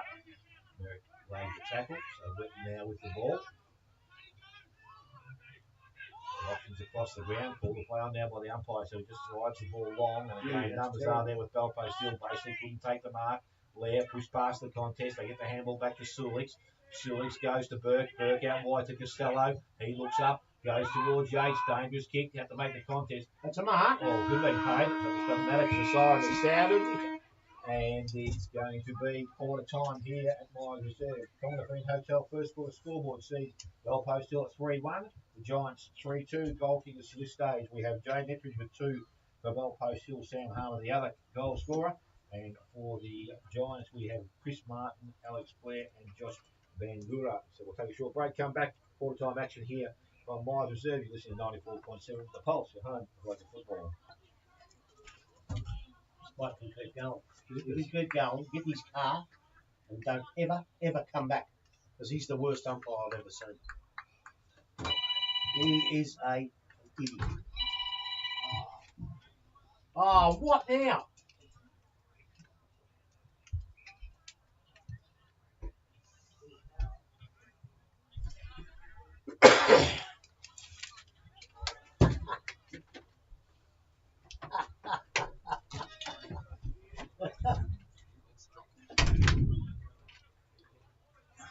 Benny? This isn't enough time. I'll go out and come back in again. Well.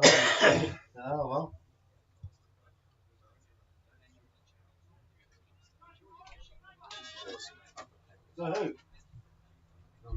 That'd be doing Walsh, wouldn't it? Like the Manaki. 60 to 28. Yeah. What about Geelong? They're 45 to 28. Just kick it away a bit. Oh, well, $2. Hey guys. G'day. that might be the answer. That might be the answer.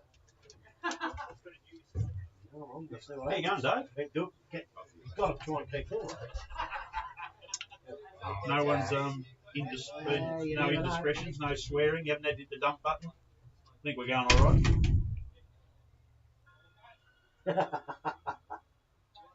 right. Second quarter, yep. Right, no Yep. worries. Yes. Hooroo, mate. Mitch reckons Inverleigh have done no training whatsoever. They're shocking. Who's that? Mitch. They're terrible, he reckons. What's the score there? Oh, they're 7 points up, Thompson. So he reckons. I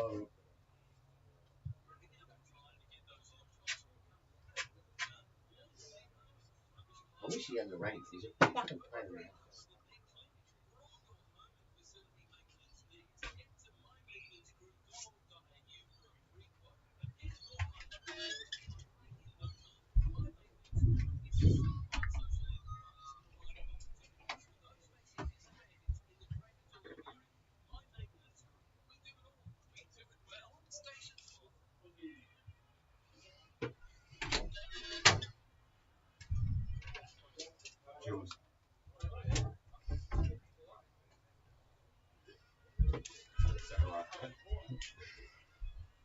Yes, the great Buckley's Entertainment Centre, proud sponsors of the second quarter here in the GDFL match of the day. It will start off with Geelong West 3-2-20, Belpost Hill 3-1-19. An extremely entertaining first quarter. The back lines got on top after a floodgate sort of opened up early, Grubby. Smithy. Oh, he's got Grubby's busy. Dale, we looked like we're going to have a goal fest early in the piece, but back lines tightened up and no goals really from about the 18-minute mark on. Yeah, I think Grubby hit it on the nail on the head halfway through that quarter when he said that the first 3 or 4 inches on both sides were very, very clean and it made it a lot easier for them. And once the opposition side started to apply a bit more pressure further up the ground, then the clean entries going into their forward line weren't there. So it made it a little bit harder for their forward line, and the defences on both sides were able to intercept and get the ball back the other way. So it's been a good quarter of football. They've both got some good players that can really make a difference in this game. As I said, Alex Blair up forward is going to be given a great amount of ball, I think, coming in very quickly between him and also what's the other bloke, Chris Martin. They're going to see a lot of ball up there this afternoon, but they stand alongside McNamara and Tula Sulis at the moment, so they're doing a good job. But again, it's going to depend on the midfield and how much they can slow the game down before it gets into their forward line. So there you see that going, Rob. Well, I do, but I've been interrupted. Number one, by that idiot Mitchell. He just won't leave me alone. He idolises me. And secondly, by that smell coming from the barbecue of bacon and eggs. That's made me so hungry. But look, the first... Not as bad as that smell that's coming off the end of your fingertips there before. Well, I tell you what, that was a great quarter of football. There was goals, and it looked like the forwards were on top. And then, as Smitty said, I know it was a little bit of bad delivery, but then the defenders, they come good and they got on top. And it was really, really good to watch. Belpost Hill, look, we know they're a good side. We haven't seen West, and they were every bit as good. Well, obviously better. They were a point better that quarter, but they played some really good football. A little bit of ill discipline cost them a goal from Belpost Hill. We hope not to see that again. And I don't know what he did up there. I thought Ettridge marked that, but he was the only one that had it. And I thought it must have been the push. But if you reckon he signalled the mark, I'll watch the video. If you're wrong, you owe me 50. Because there's no way he could have played that. I went for Ettridge's mark as well, Robbie, for whatever that's worth. Well, he did give him a push before it, and they sometimes let him go, they sometimes don't. The contest. Eh? That wasn't the bloke he took the mark against. No, he pushed him out of the contest. So I thought he would have paid the push. But anyway, around the grounds, I don't know what quarter this is, but North Geelong 4-4-28, Bannockburn 9-6-60. Quarter time, Anarchy 2-4-16, lead! They lead, Belmont! 1-1-7. I'm not having a go at Belmont, but it's just good. It is good to see a team that I don't think has let it any change this year lead it today, and that's great to see. Inverleigh 2-3-15. They trail Thompson Tigers 3-3-21, and Mitch reckons they haven't done their training, and Inverleigh don't look too good. And he's such a good judge, Mitch, that I'd say Inverleigh probably come and win by 55 goals. But Werribee 5 straight 30, Winch 1-1-7, and Corio 3-4-22. East 4-6-30. So they've continued that trend of trying to hold the good sides in the first half. Yes, indeed. A very, very interesting round again. We'll know a little bit more about what the final five might look like at the end of the day. A couple of very important games. This is the most important game. It'll be very hard for West to make it. I think if they don't win today. Dale, have you liked what you've seen the first time for the Giants? Yeah, no, they've got some good players through the middle of the ground. As I said, Thomas Burke's been really good in through the middle of the ground. I don't mind the way Ted Wallace moves. I reckon he's a really good player for them. Alex Blair, as we know, has been kicking goals.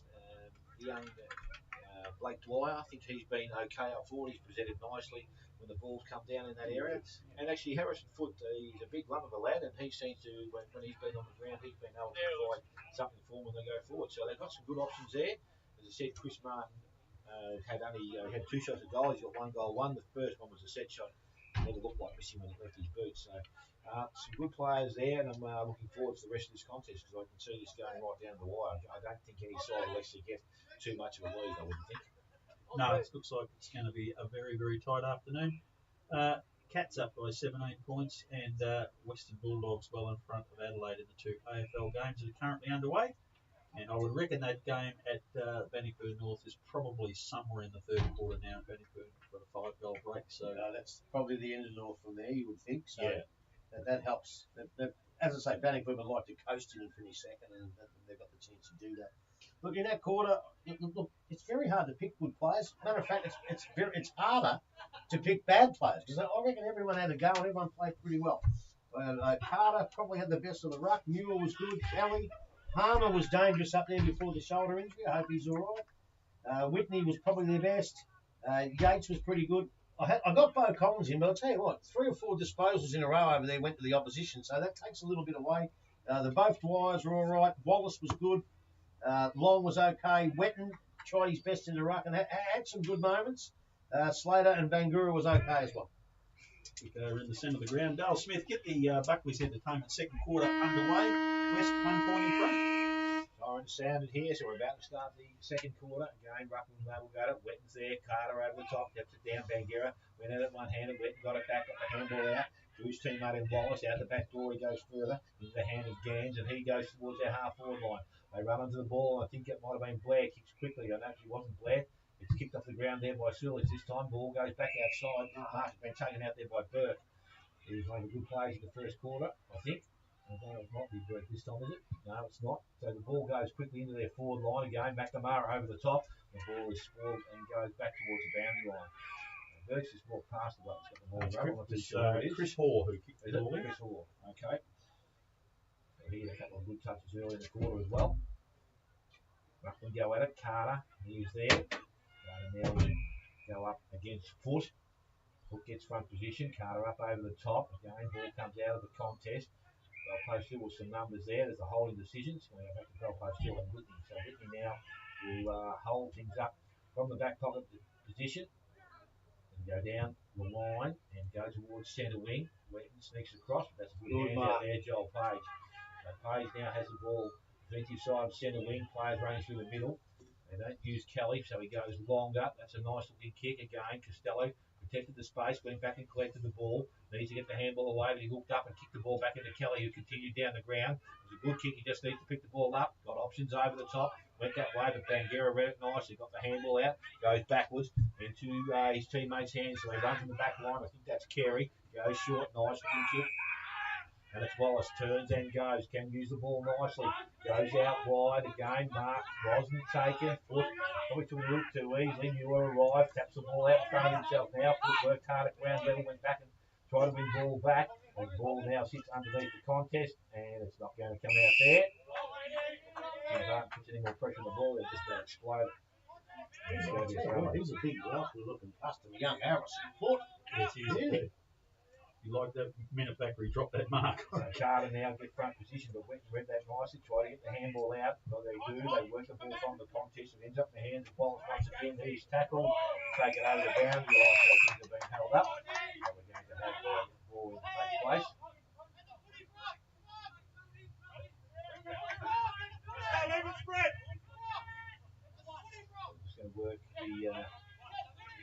I'm just going to work the... Let's get a walk every now and then there. Ball thrown back in by the umpire again. Carter has got front position, takes it out of the contest. Not too sure how he got the handball out, whether it was a handball, went towards Collins. Whitney, the little smart handball, goes towards Page. Needs to lift it up, and he does so nicely towards Whitney. He goes into the forward line, but nicely read in the defence there by Long. So Long doesn't hang on to the ball long, and he goes out long. Well done, Dale. Yes, a lot of longs there. How long? I'll tell you how long. How long's a piece of string? Beautifully done. Foot on the left foot. How long? What's this, comedian hour, is it? Happy hour. Just commentate the footy, will you? All right. I'll be the funny man here, not you. Someone had to put that down as Long had 3 possessions. In the forward pocket. Chance early in the quarter for the Giants.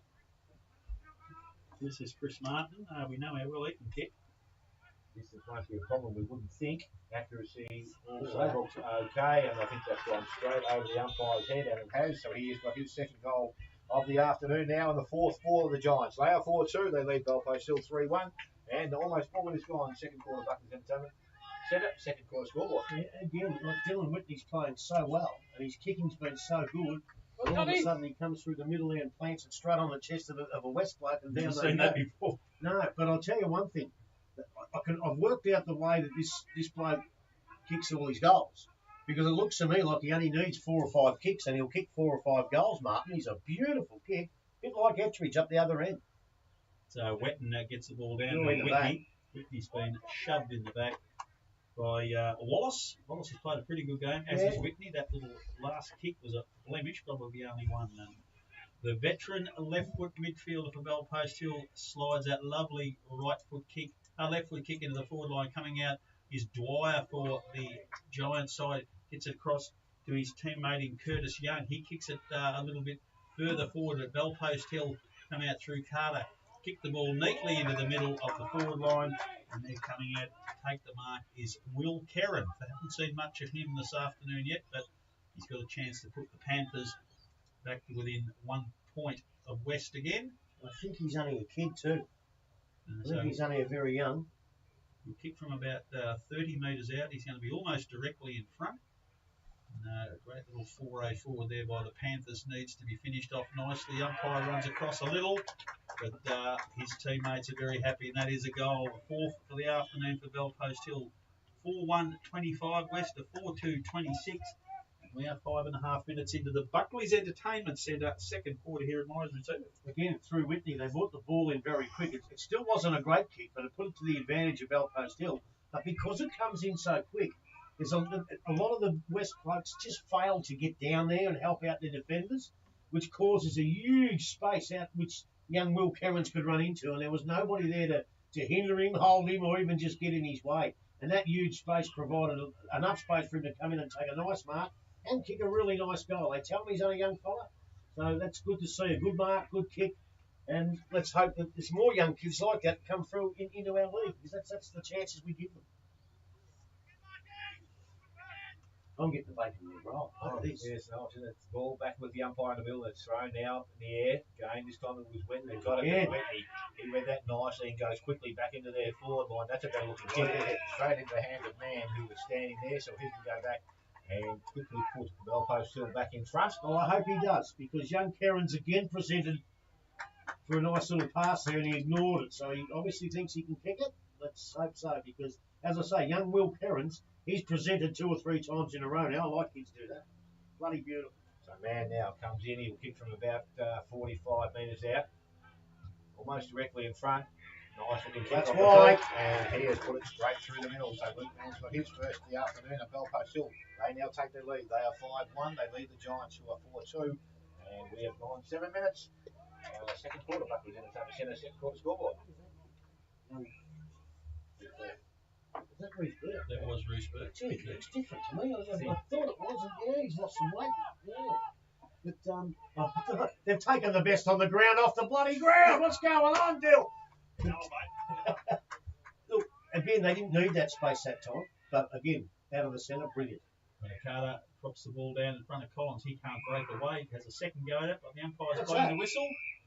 Found a free kick, and it will go Bellpost Hill way. Back to Bo Collins, who was infringed as he come through Just leave it alone, for God's the sake. centre of the ground. Collins kicks down, and Kerrin again presents very nicely, just inside the centre square. Neat little kick from him, and Bellpost Hill in attack again through Page. He kicks the ball. No, base leg was Carter into the forward line, comes through, can't break free of the pack. West defenders working very, very hard, but it comes across to Barton. Barton gets the ball, screws it back across his body, but won't come back far enough. 1 point only. They go to 5-2-32. Geelong West are 4-2-26. We are 8 minutes into the Buckley's Entertainment second quarter. Justin Carey for the That's Giants why I don't side. like that, Rob. That's why I don't like it. That field umpire then was standing with his arms in there saying, who do I give it to? Crikey, he's Yeah. 50 metres away. A bit confusing. So Carey plays on, kicks down the line, looking for Wet, and he takes a very, very strong mark. Slightly built Ruckman. Hand passes across to Bankura. He kicks down the line, looking for Blair. Great He takes mark. a very strong mark over Sulix. He's a long way out from goal. He'll be about 70 metres out still. Neat little pass into the middle and finds Harrison Foot, who's impressed us this afternoon. He wheels round on the left and drops into the danger zone. Martin for the west side comes out very strongly, tries to burst through the pack, can't get hold of the ball. The umpire looks like he'll have a ball up. We're about 25 metres out from the west goal on a 45-degree angle. We have this ball up. They've got a chance to get themselves back level. And they'll be very keen to do so. Brock Carter's made a long sprint down to contest the ruckwood. He gets it down to his left hand, but Geelong West through a foot interfere. The ball comes over the back of the pack. Body's rushing hard for it. It's Stagger who comes out towards Baseley. Baseley's tackle. He can't get away. I think we'll have another ball up almost in an identical position.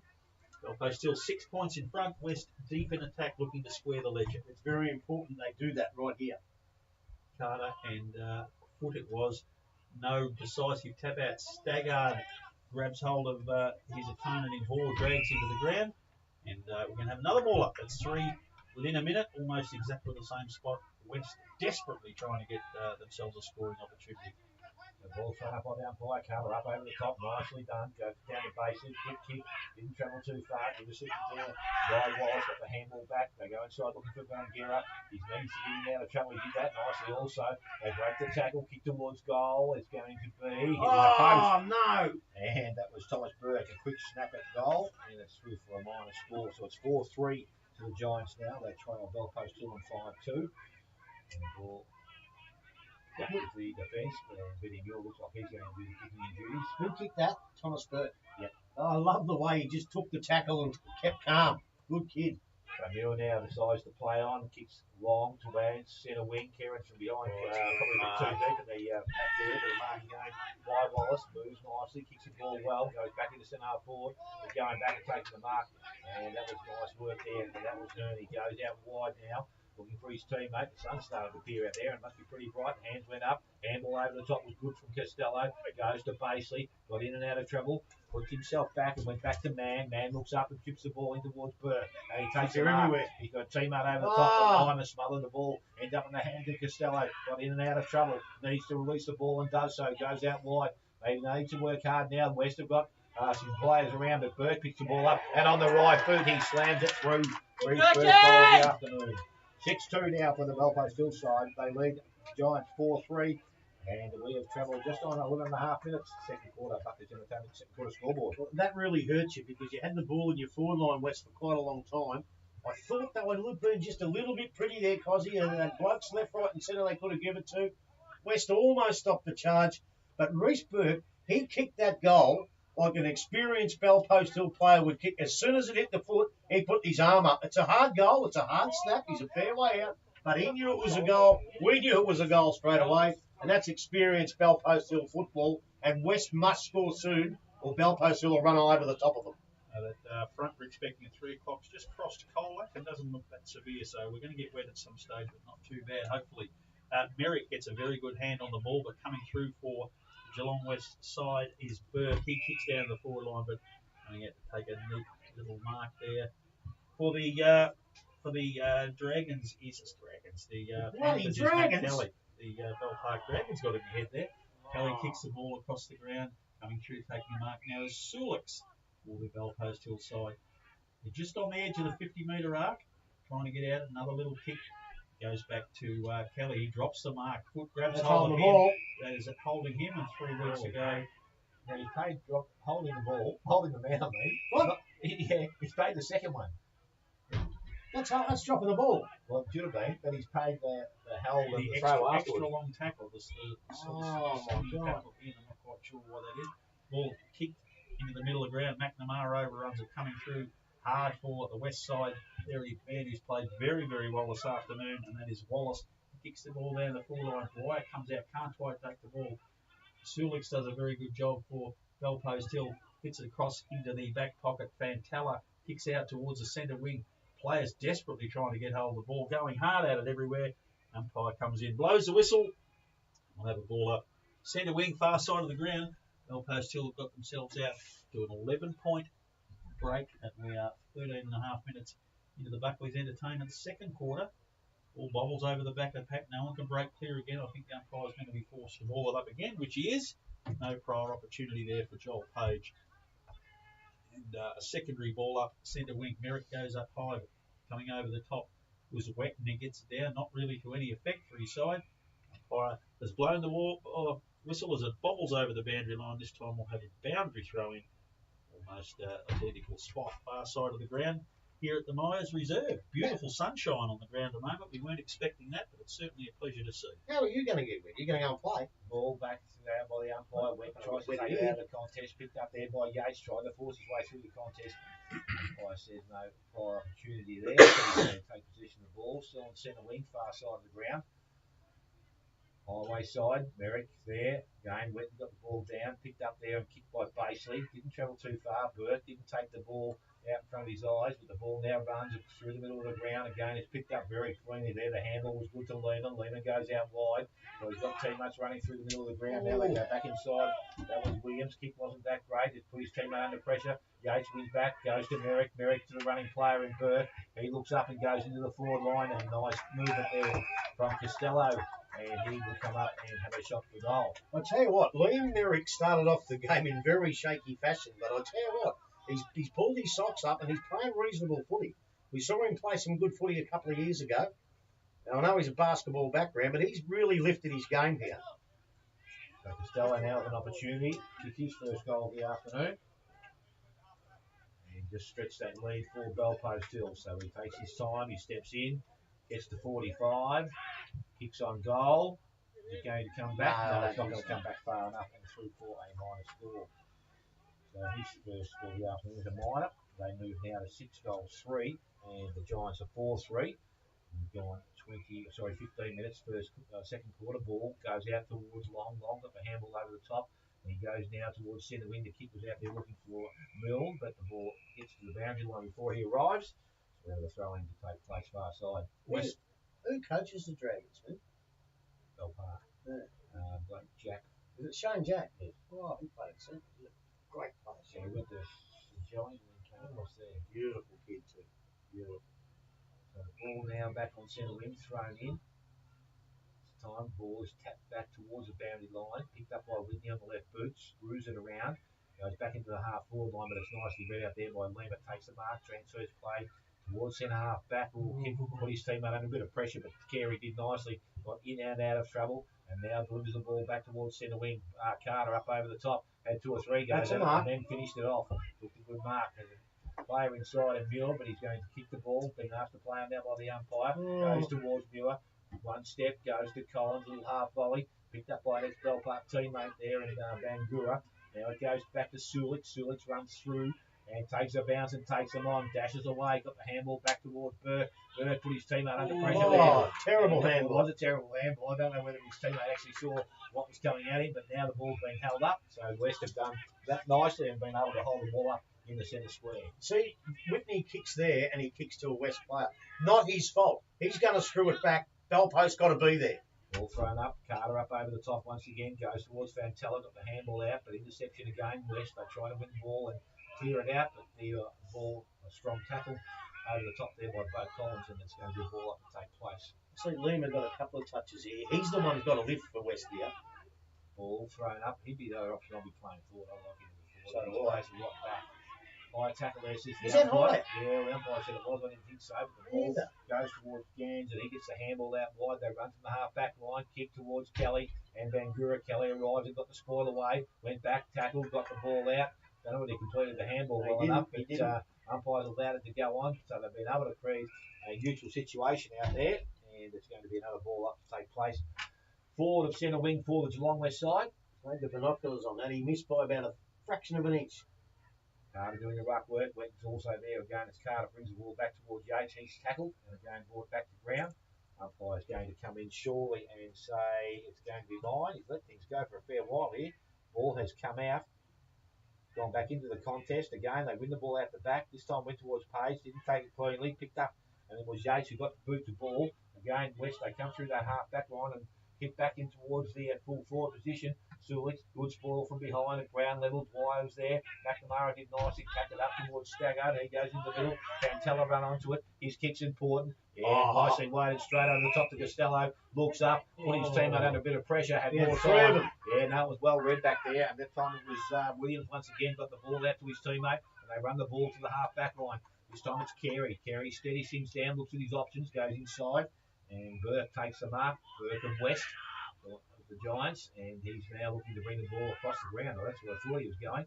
Now he does so. That's even worse. Goes straight into the hands of Costello. Costello's got Burke on the half-forward line and by himself. Just needs a favourable bounce. Will get one. Goes forward. Went long. Went towards goal. Went back far enough. And it's out of bounds. The ball probably poor end to that bit of play. I can't believe that. They went 3-on-1, and then they did it again. You've got to get back. Lima takes a kick in and a nice kick. Mark is taken out there by Gans. Gans further afield. Goes towards his teammate Young, so he takes the mark. Aussie's crib 5 feet. Young goes along the boundary line. That is his toes were picked up nicely by Viney. Viney back inside. Another short kick. Long has it. Make your mind up, Dale. Is it a short kick or a long kick? No, this one will be a long kick. But he's got running out of options. So it goes. Goes towards centre wing. Stago from behind. Mark in front. This kid's playing all right. Yeah, goes along the boundary line. Looks for his teammate. Great kick. Mark is taken out there. So they run the ball to the half-forward line now. Blair looks to deliver the ball long into the forward line. Again, 2-on-1 situation. Ball will get out the back. Dwyer's there. picks the ball up, dribbles it along the ground and through for a minus score. Just at the AFL level, Western Bulldogs 49 point winners over Adelaide Crows and Geelong are only 11 points in front of three-quarter time. North come back hard in the latter part of that third quarter. 6-3 Bell Post Hill, 4-4 Giants, 21 minutes gone. Bucky's been playing centre second quarter score. Okay, to halfback flank coming out and taking the mark there is Barton. Well, the miracle man all taped up. Belts it into the middle of the ground over the back of the pack. Long can't get his hands on the ball. Out to the side there. Carter does a really good job holding the ball up for the Bell Post Hill side. Gets it out into the path of Whitney. Whitney on that favoured left foot drops it into the forward line looking for Costello. He can't control the ball. Coming through very strongly there was Kerins, was it? No, it's Harmer. Harmer can't break free. West defenders working really hard. And they're going to win themselves a free kick or an indiscretion against Costello. And it looks like Kelly Williams will have the ball for the West side in defence. He kicks long down the centre wing. He's popped it on the head of Carter. That's a very, very good mark coming back the other way. The umpire didn't pay it. I thought that was an excellent mark. It's Caleb Baseley. Drops into the middle of the ground. Harmer can't control the ball. It's come over the back to Reece Burke. He kicks. No, it's not. It's Kelly. Kelly's tall kick aimed for Burke. And coming out to take the mark is Josh Viney. Viney pulled out. It's a clever bit of footwork there from, can't see who that was it Lewis. He gets it across to Justin White. He kicks down looking for Blair, and Blair comes out, takes a very strong mark in front of Sulix. Quickly turns around. He'll be looking for his teammate there in Martin. Martin can't take the marking for McNamara for the Bell Post Hillside. Relieves, gets it across to Muir. The Panthers have control of the ball again. Ray gets the ball on the half-back line. He continues to run now. He's been pulls himself up. Called the play on now by the umpire. Goes inside the staggered. Goes back. Nearly an interception there. If they win the ball, they go away to goal. Davis now because Collins is there. Needs support.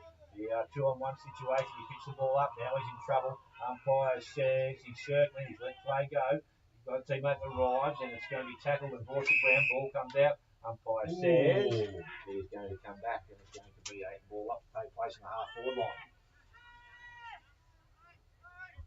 The Ruckman just pointing themselves out, put doing the ruck work. Carter's also there, but foot over the top, did that nicely. Handle ends up back with him, and he goes towards goal. But again, that's right out of bounds on the floor, and it's going to be a free kick to the Bell Post Hill side. It's a couple of times. The last time they went in there, they actually went to the advantage of the Bell Post Hill defence.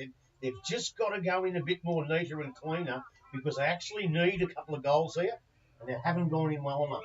And doing now with the ball from the back pocket.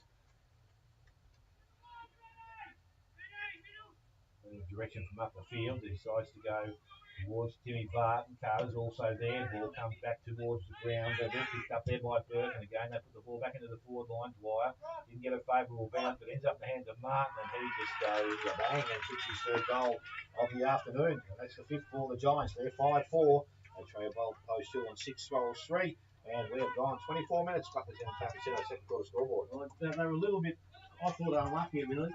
Timmy Barton actually, he didn't shove the bloke out of the way. He gave him the greatest push of all time, and the umpires did. It might have been in the side, but if the ball's not there, you can't do that. But they've jumped back on it, West, and I tell you what, Blair's a good footballer, and he's going to go close to winning the Wayne Tycoon medal. But this bloke's the danger.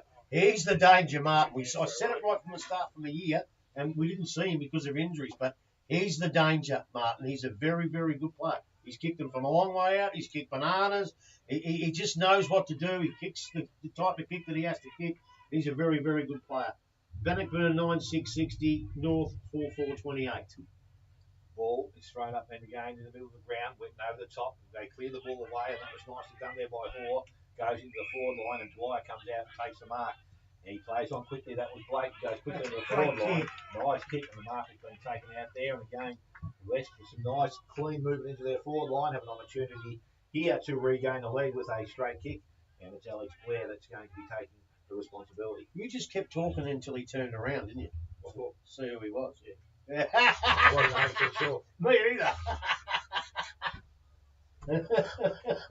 Well, wake up to you, Smithy. So Blair now steps in. He's going to kick from about 40 metres, pretty much directly in front of goal.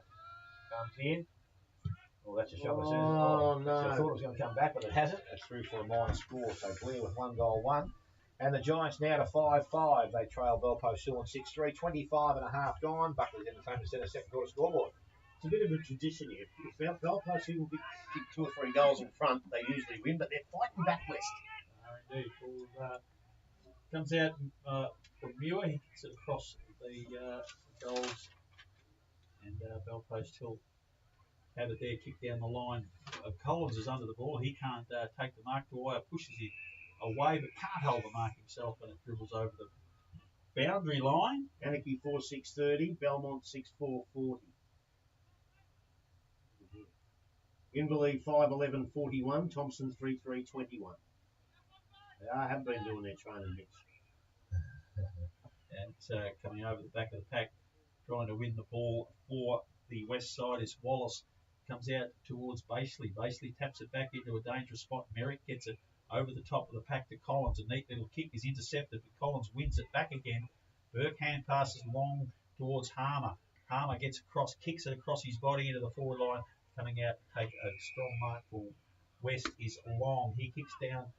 Ball intercepted again by Harmer. That's a really, really good job. Tackling hard, coming in right in the middle of the ground in that hard cricket wicket mud. Ball up, no pride, good decision. Would have hurt. That was good, fierce contest at the ball from both sides. We'll have a ball up almost in the centre circle, just on the fringe of it, very much in the hard wicket. And Harmer's come up rubbing that shoulder again that he hurt in the first quarter.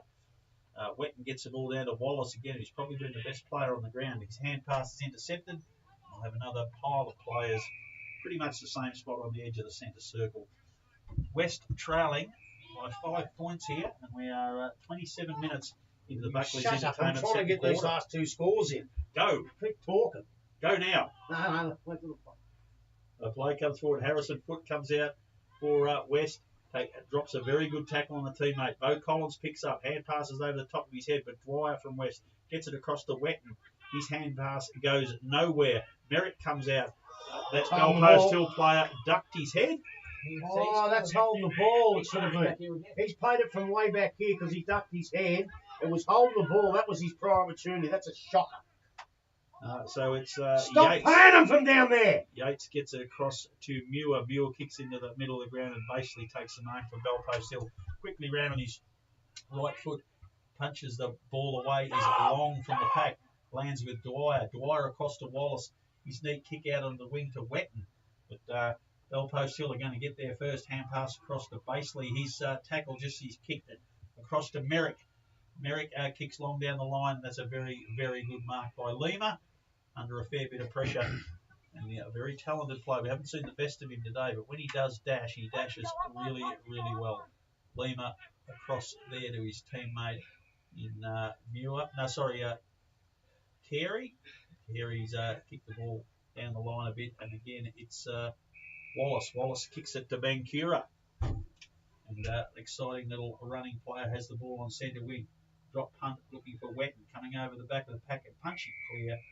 The Belpost Hill is McNamara. We've got a boundary throw in far side of the ground. Go. 3-4-22. East 6-9-45. Werribee Central 12-4-76. Reach 1-3-9. Ball thrown back in. And on the half-forward line, Merrick front position, goes back towards the boundary line, running towards the ball. I can't pick the ball up cleanly, and I think it's going to go back over the line. No, it's been kept in. Umpires no, it's gone over. So we're going to have that ball to take place. In between centre wing and half-forward. Still doing the ruck work for the west side. Goes back to the front of the contest, picked up by Dwyer, goes over the top, handball was okay, free up a little bit of space, is picked up and kicked forward this time by Hall. The favourable bounce, Gray is in front, got the handball over the top to Collins. Collins looks further afield, put the ball back in towards the half-forward line, coming through, Hayes just looked at the ball, did nicely, goes in forward, Kieran presents, got the handball back towards Muir. So Muir now steps, looks, goes short, over the top, Burke's there, but good reading the play was Young, he comes through, picks the ball up for support. Actually, it wasn't there. It hadn't arrived yet, but Burke picks the ball up and they go back into the forward line. Etheridge, this is dangerous. He's got a player in the square. We'll go over the top. And it's Siren's bleeding by half a second. Man should let the ball go, see where it bounced. It might have been a chance, but at half time it will read Valpo still at 6 goals, 3. The Giants 5-5. Goal kickers at this stage of the game. Etheridge with 2. 1 each to Mann, Harmer, Burke and Terrens. And for the Giants, 3 to Martin, 1 to Blair and Bangura. Take a short break, come back with first half summary from Grubby. You're listening to 94.7 The Pulse, your home of local football.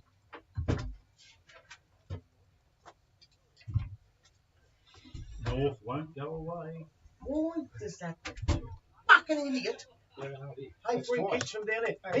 That was holding the ball. I reckon he was the young kid that did one other game against too, wasn't he? I don't know. He was just asking how long you were going to be. Oh, sorry. Are we got three on in there or not? I don't know.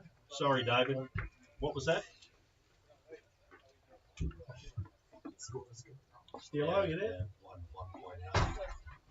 Did it dry Dave up Steele. that quarter? Come in. Oh, sorry. Do you just want to know how long we'll be? We'll probably be about 10 or 12 minutes. You will. I can't eat that much in that time. The barbecue does smell nice, but I don't think we'll get a crack at it. Won't be long. We'll let you know when we're back. He's done dusted.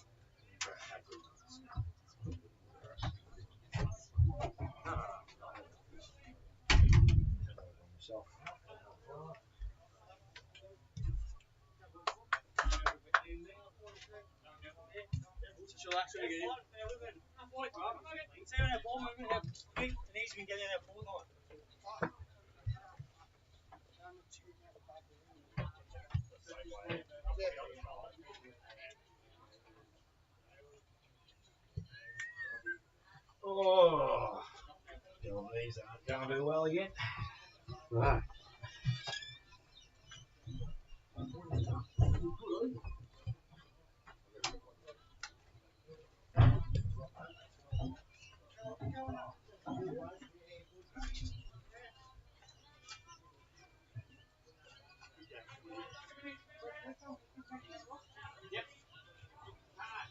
Making an egg or making an egg or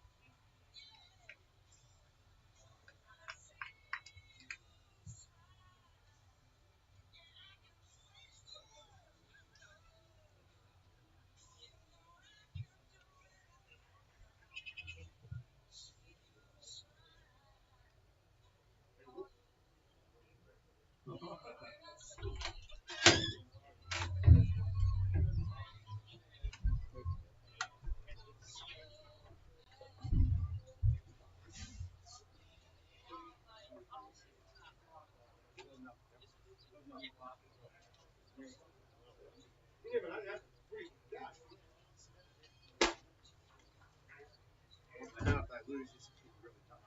Yeah. I'll give it everything. No, I don't know. Yeah.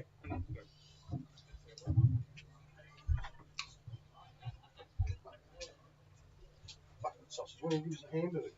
Depends on any left. Didn't he? No, an egg there we could have put on the tongue.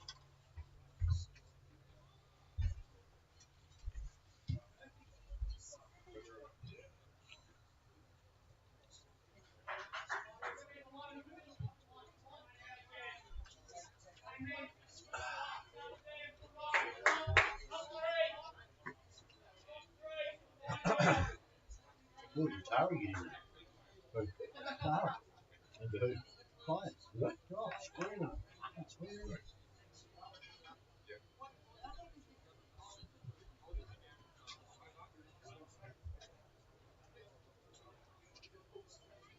No wonder he's so good. He's saying that he's fucking autistic, demented dick.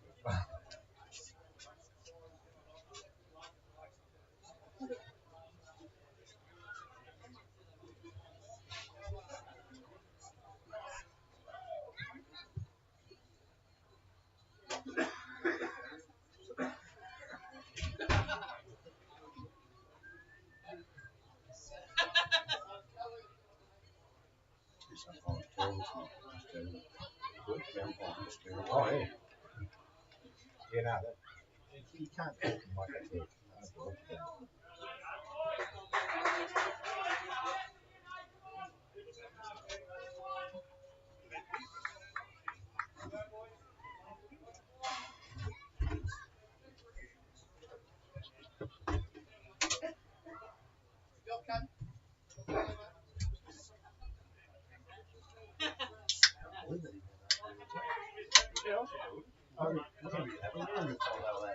The way they told Phil about they weren't allowed to, so they canceled. Told the girls not to worry about it. And I wasn't happy, mate.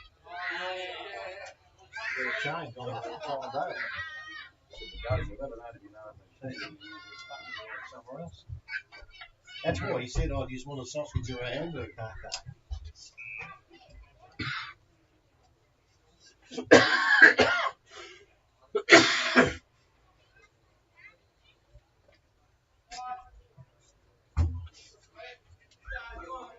I'm going to ring Keith tomorrow and say, hey, I'm going to ring Keith tomorrow and say,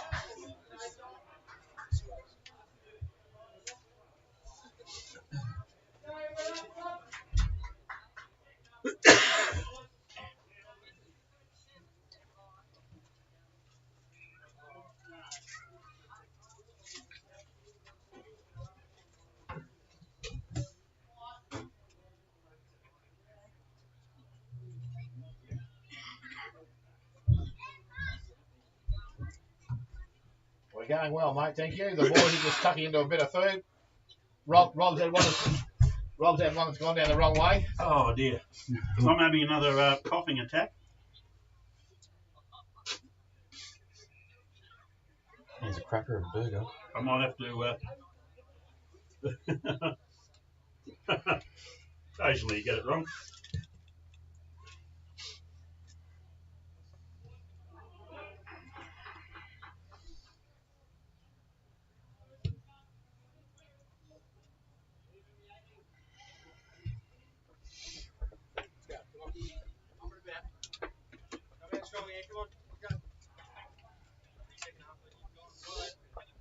When you're ready, Dave. Which is the tall, skinny guy? Oh, long sleeve. Who? He's the guy with the long sleeve. Yeah, number 10. 10. Yeah, Blake.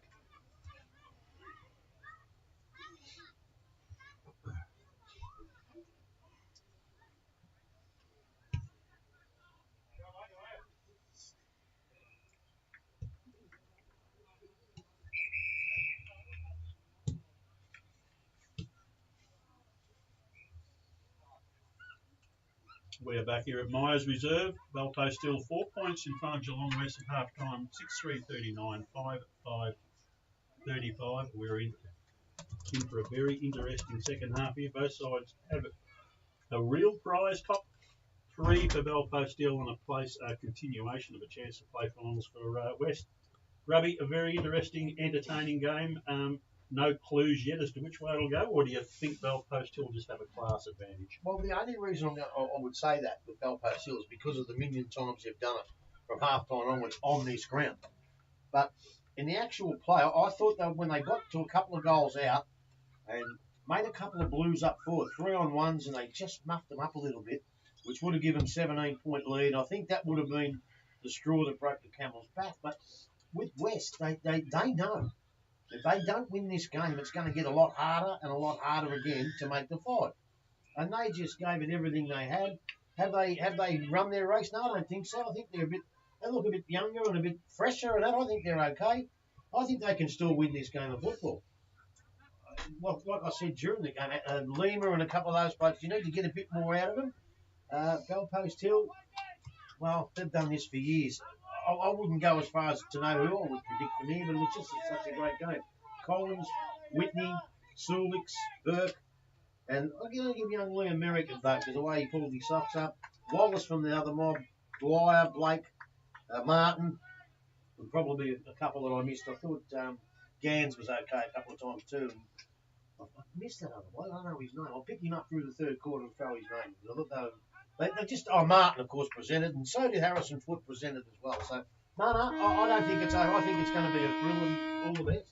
So action about to start here in the third quarter. Ball goes up. West gets the ball down, but Collins intercepts it nicely. Turns and runs and goes back into their forward line, basically front position. Doesn't hang on to the mark. That's a fourth there in Yates. Yates quickly now goes long into the goal score. Sorry, the forward line. It's picked up there. Barton with some option goes back to Costello. Off a step, goes bang towards goal, and that's what you want to start a third quarter, just like that.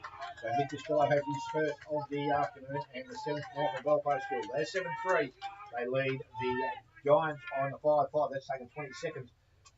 To Brandy Cycling Sports, third quarter scoreboard. Well, I'll tell you what, Tari actually got into him a little bit at half time. He was a little bit irate about the way they were playing. I actually don't agree with him. I thought they played pretty well. I just think West are playing pretty good footy too. But it's obviously sparked them a little bit. A goal that quick could have possibly been a free kick to the defender. Might have been long down there. He may have been interfered with a little bit. But once the ball hits the ground when Cozzie's around, look out because he's very, very dangerous. And as you said, Smithy, in the call, that's how you start the third quarter. The quarter we call the premiership quarter. It is indeed, and we're back in the middle again. 10-point leaders now. The Panthers on their home deck out here at Myers Reserve. Carter and Wetton. Carter wins again, but it's Dwyer who intercepts for Geelong West, but held up by Yates, not going anywhere. And have another bounce in the centre of the ground. The Dragons. No, it's not the Drag. It's Page gets it across neatly to Collins. Collins further out to Whitney. There's three of their very, very good midfielders all in that passage. Kerins overruns the ball and wobbles over the boundary line right where the 50-metre arc hits the line. Belpost Hill in attack. 10 points in front. And we are in the Grandie Sport and Cycle third quarter here at Myers Reserve. Waiting on the boundary umpire, throws it in. Wetton over the back, but Carter has a second go at it, gets it into the path of Fantella. He kicks it quickly across his body into the forward pocket. Running onto it is Martin, kicks it, not Martin, sorry, Martin. Sounds like Martin. Sounds like Martin. It rhymes with Martin. It's Barton. He has a quick snap and it's gone over the boundary line on the full, and Geelong West will take the relieving free kick through Paddy Dwyer. Martin was a fairly handy player out here too, gentlemen, and a premiership coach. The silent assassin. Premiership captain as well. One of the greats, Brad Martin. One of the greats. So it's Geelong West now coming through. It's Carey kicks the ball long down the line. Players can't take a mark. Collins it again. Comes through the pack for Bellpost Hill. Whacked back. Carter grabs hold of the ball. Quickly kicks it into the forward pocket. Kerrin can't get a hand on the ball. The umpires found a free kick. It's going to go to West, and it's Wallace who's played a very, very good game for them this afternoon. He just got dragged off the ball, Rob. So West in the pocket now. No, it's not actually. Curtis Young. Yeah, Young kicks it down the line over the back of the pack. Ball's in the clear now. Collins running hard. He's going to get there first. Kicks it up very, very cleverly. Wheels around. Great play. Gets it across to Kelly. Kelly hand passes, but to no one. The ball's in dispute again. Vancouver comes out of the pack really well, but stumbles, loses possession of the ball. Ball comes out again through advantage. Kick down, and it's Blair, competition leading goal kicker, has taken a mark in the forward pocket. He'll kick the goal from about 30 metres out, but quite a tight angle. We'll see if his kicking's as good as Martin's. You back Martin because he's kicked them from everywhere today. But this is Blair. This is a very, very important goal for West to keep them in touch. They don't want to be conceding too much. I think there's going to be some ugly weather coming, so you want to be in front when that arrives. Well, he missed one he should have got, so let's hope he redeems himself from here. So Blair comes off the boot very well. The goal umpire rushing across to his right-hand side. So it's fallen a little wide. 1 point only. Takes the margin back to 9 points. They need one. They needed that one, but now they need one. They really need one. So it's Muir for Goalpost Hill. Kicks the ball out in the forward pocket. Doesn't hit a target. Dylan Whitney does a very good job. Picks up the ball, gets it across to teammate. Kicks down the line. It's Kerrin who's been very busy. Hand passes to Carter. Carter quickly on the foot. Good use of the body there by Carey. Gets Barton out of the way. Gets onto his left foot. Kicks back into traffic and coming out to take mark. Can't quite hold on. Ball's in dispute again. West running onto it very hard. That's a good pickup and a great tackle by Collins to pull him up. The umpire said a little high though. And it's Dwyer for Geelong West. Wheels around on the right-hand side, looking right foot, looking for our teammate Blair, coming across and doing a very good job to clear his Kelly. Kelly gets it. That's tunneling.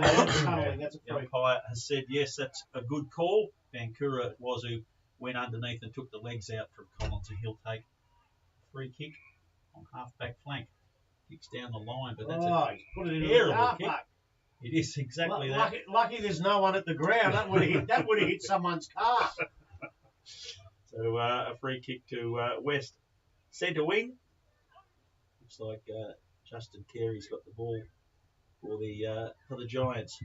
Kicks long and low into the forward line. Blair in the vicinity again. Vancouver gets a hand to it over the back of the pack to Whitney. Quick hand pass across to his partner in crime, Collins. He hand passes further down the line, but West have intercepted again. Dwyer gets the ball quickly across, looking for a teammate. He can't break free. It's a great tackle. It's been dispossessed. The umpire has called a play on, and it's Page there. Goalpost Hill side takes a mark on the half-back. Went kicks down and basically... That work rate, he's run from centre half back to get that. Yes, he has indeed. Across to the middle of the ground, and it's a Whitney, and that lovely long, low left foot kick finds Costello in the forward pocket very neatly. He's looking for his mate. Ettridge, the ball's kicked in a very favourable position, but it's wobbled over the back of the pack, and Paddy Dwyer runs onto it for West and passes across to Wetton. Wetton's looking for some options. Slaps it on the boot, drives it forward. Vancouver, and that's got to be holding the ball. Yeah, Vancouver didn't do a job there, and I think it's Whitney played on advantage, but it's gone into the forward pocket, and West take the mark. Ball's kicked across the ground and taking the mark is Curtis Young for the Geelong Not West much side. out here, though. I will have to kick to it all. Oh, that's long why I and see low, that. and that is a I terrible, said there wasn't much terrible out there, kick. and he kicked it straight down his throat. Joel Page has taken the mark, kicks into the leading Luke man, and he'll have a shot from goal from about 45 metres, almost directly in front. And I've got a funny feeling, I hate to pull you up, but I think it was Yates again. Who did I say? Page. Page. Oh, he's best on the ground, Joel Page, because you're giving all these kicks to Yates. The ones I don't give to Collins and Whitney, yeah. Look at Ash Whitney, he looks fit enough to play there, look. A man now comes in. He's going to kick from about 45, steps over 50 now, loads up. He's going to come back with the breed. Oh! Top of the post. A man with 1 goal, 1 this afternoon, and 7-4 now, goalpost hill. They lead the Giants 5-6. We've gone 7.5. So another opportunity missed there for goalpost hill. Lima looks like he's gone back to do the kicking in duties. But still, as I said, love to see him go forward just for a quarter, see what could happen. Ball comes out wide. Huge crack with goalpost hill player. And Stago just stands there and takes the mark. He's got some short options there. He decides to go a little bit longer and into the goal line. He goes. Coming out, Eppage didn't take the mark. Picked up by Lima once again. Another chance to redeem here. He goes out wide. Good kick. Mark is taken out there. Slater. This is Xavier. Runs, carries, goes to centre wing. Chips up over the top. Foot. He takes the mark. And he will turn and go now and into the half-forward line. But kick wasn't well weighted and going back was Gray for Belpost Hill. And he takes the mark. He decides to go straight back up the corridor. And the mark is taken out there by Yates. So he can steady things down now for Belpost Hill. Let's break it play. I want to ask you a question, Steve. So the ball goes across the ground to Muir. He's got McNamara sideways. Has to be a good kick. Arrives just in time. Mark is taken there by McNamara. Quickly to his feet. Goes out wide. Basically in good position. Harmer down the line. He's looking to go back inside. He's going to use it now. It's dangerous. Not too many more options. So he goes to Costello short, who presents. Going runners through the middle of the ground. They've been able to cover him off so far. Got the play on there. Cosy gets round the man. Behind him. Cosy goes long into the forward line. Etheridge comes up from behind. There's a free kick being given. And it's going to the Belpost Hill side. Whitney plays on, goes long into the goal square. And good hands. Carter takes the mark. This will test the kicking prowess. He's going to go quickly towards the middle of the ground. That's a great kick. Fantella slips up. That's a nice bit of work from young Brock Carter. And Fantella will go back. Is it? What? Why don't you just go back and kick the goal? He's 20 metres out. He's a ruckman. Oh, look, it's good play and they still might get a goal. Doesn't matter, he's a ruckman. Go down and back yourself. Go back and back yourself and kick it right through the middle, son. He would have to kick a banana. No, you just make yourself He's up. a basketballer Yes. and a ruck. Yeah, we'd have a throw, so there'd be no worries. Fantella's not a noted goal kicker, right? But from that position in front, he's not going to miss too many. Oh, he knew he did. No, never in doubt. He nearly did. 8-4 now, the Belpost Hill side, 5-6 Giants. And we have gone just on 10 minutes, third quarter of the Granny Cycling Sports, third quarter scoreboard. Right, two things. Right? The first one is you know a side's fair income when a bloke like Cubby Basley, who's played in how many? 6 grand finals, premiership sides, you would think, is nearing the end of his career, you would think, runs from centre half back to the wing just to get one kick. That means they're fair income. And, you know, it's a big ground. They haven't had a lot of training, and he does all that hard work. My question to you is, that's fine putting Lima down there, but there's an old adage, too many cooks spoil the broth, right? And I'm not saying you're wrong. What I'm saying is you've got Blair down there, you've got Martin down there. Do you need Lima to add it, or will he get in the way? Will he add to their attack, or will he get in the way? He's one of those kids who can get 3 kicks in that 5-minute period. Gravity will kick 3 goals. I think we've got 2 blokes down there that can do that. I understand that, but that's another bloke you've got to watch. So the ball comes quickly towards centre wing. They win possession of the ball. West will win possession of the ball. They're on the front over the top. Head over it, and he didn't quite pick the ball up there. Xavier Slater, but he got the reward.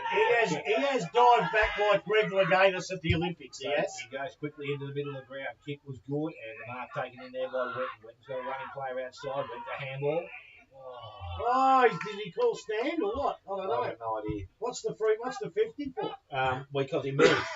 So he's called stand and he's moved. Well, I think I'm assuming he's called stand, bro. Just a natural reaction to go with the movement there. Yeah, but I tell you what, of all the games we've seen, we thought this was going to be a huge problem for the year. We haven't seen many of them. So the clubs have been very good at it. Here's a ruckman 20 metres out. Grub, what do you do? kick the goal or the handball? No, he kicks the goal. Righto, let's have a look. Wetton steps in, kicks the No goal. handballs. And he's No, just it's a snuck it in. He snuck it in. All right, don't worry about that.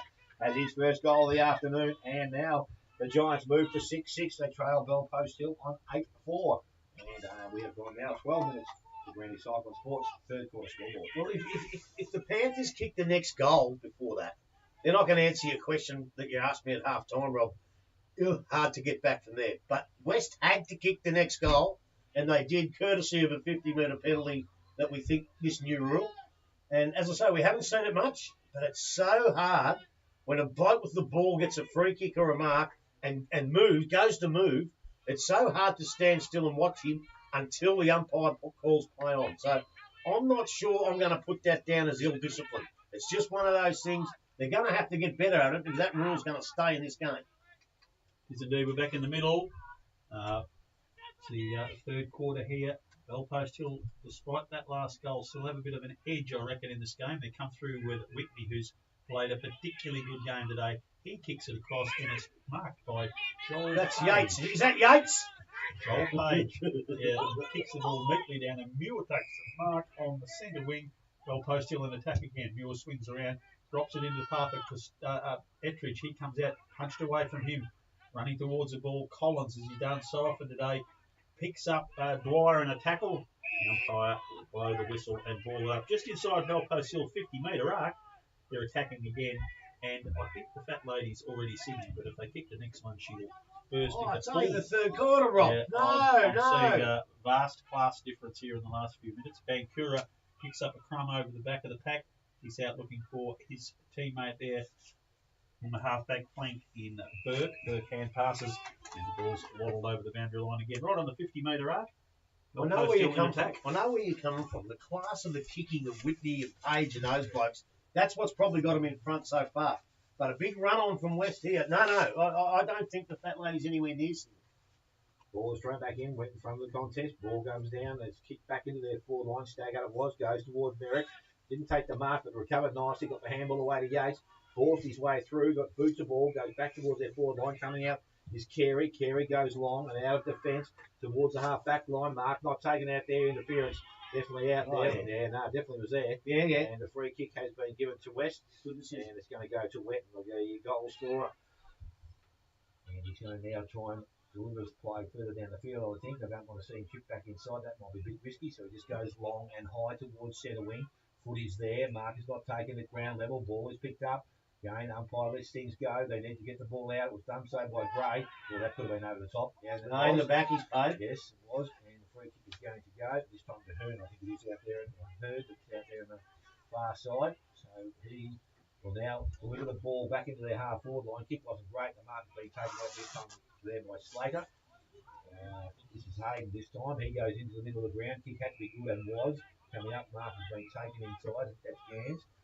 So he's going to transfer play, or Mill it was. He goes out towards centre wing. A little bit slow through the air. Put his teammate under a little bit of pressure.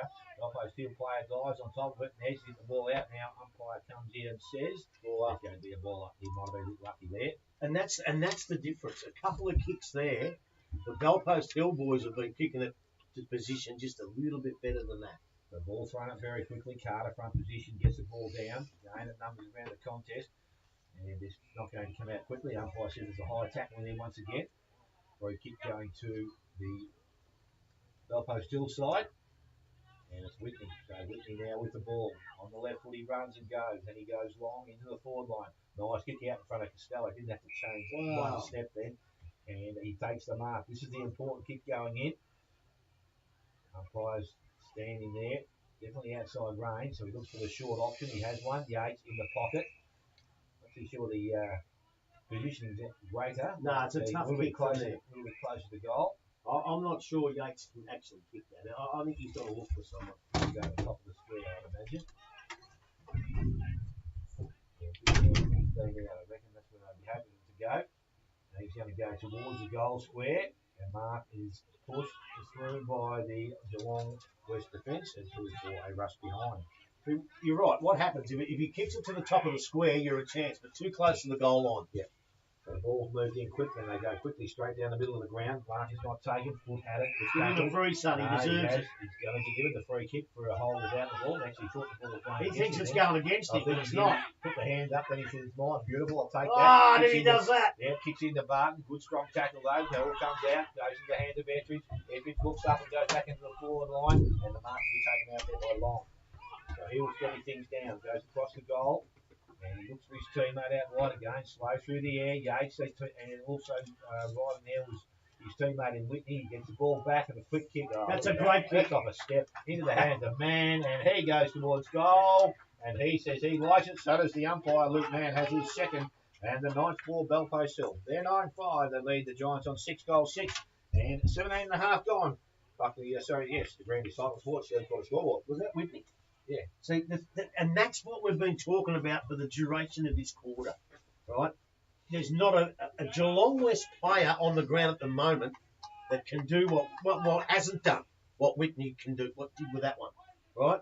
There are a couple of ordinary kicks, but when Whitney gets the ball and kicks it like that, that's the difference between the two sides, because Page can do it, Basley can do it, and they've got 4 or 5 blokes that can do it, and at the moment, I just haven't seen a West player with the finesse that maybe they can do it, but they're not doing it today. And the precision has kept Belpost in front all day. Everything else is pretty close, but that's the difference between the two sides at the moment. We're back in the middle. Carter and Wet. Carter gets a very decisive hit out to Whitney. Whitney's quick hands releases Bo Collins. He overruns the ball, comes through hard for West, and collecting a high tackle is Paddy Dwyer. No, it's not. It's Burke. Tom Burke. Right in the middle of the ground for the West side. Wheels around and his right hand kicks long and high. Players leaping for the ball. No one can hold the mark. Belpost Hill defenders very cleverly patch it. Throw it out to the open. Page gets the ball across to Sulix. Sulix kicks it quickly across. Intercepted. Ball's kicked back into the dangerous zone to Bo McNamara, as he's done numerous times in his wonderful career. Takes a mark in the back pocket for Belpost Hill. This neat little kick goes across ground, and Hurd takes the mark in the opposite back pocket. So Belpost Hill just waiting to set something up again. Called long. That was Kelly actually. Kicks long down the line, looking for Carter. He's up in front of the pack, can only get one hand or he overruns it. Long comes through, is ridden into the ground. The umpire says that's what's happened, and he's taking a free kick.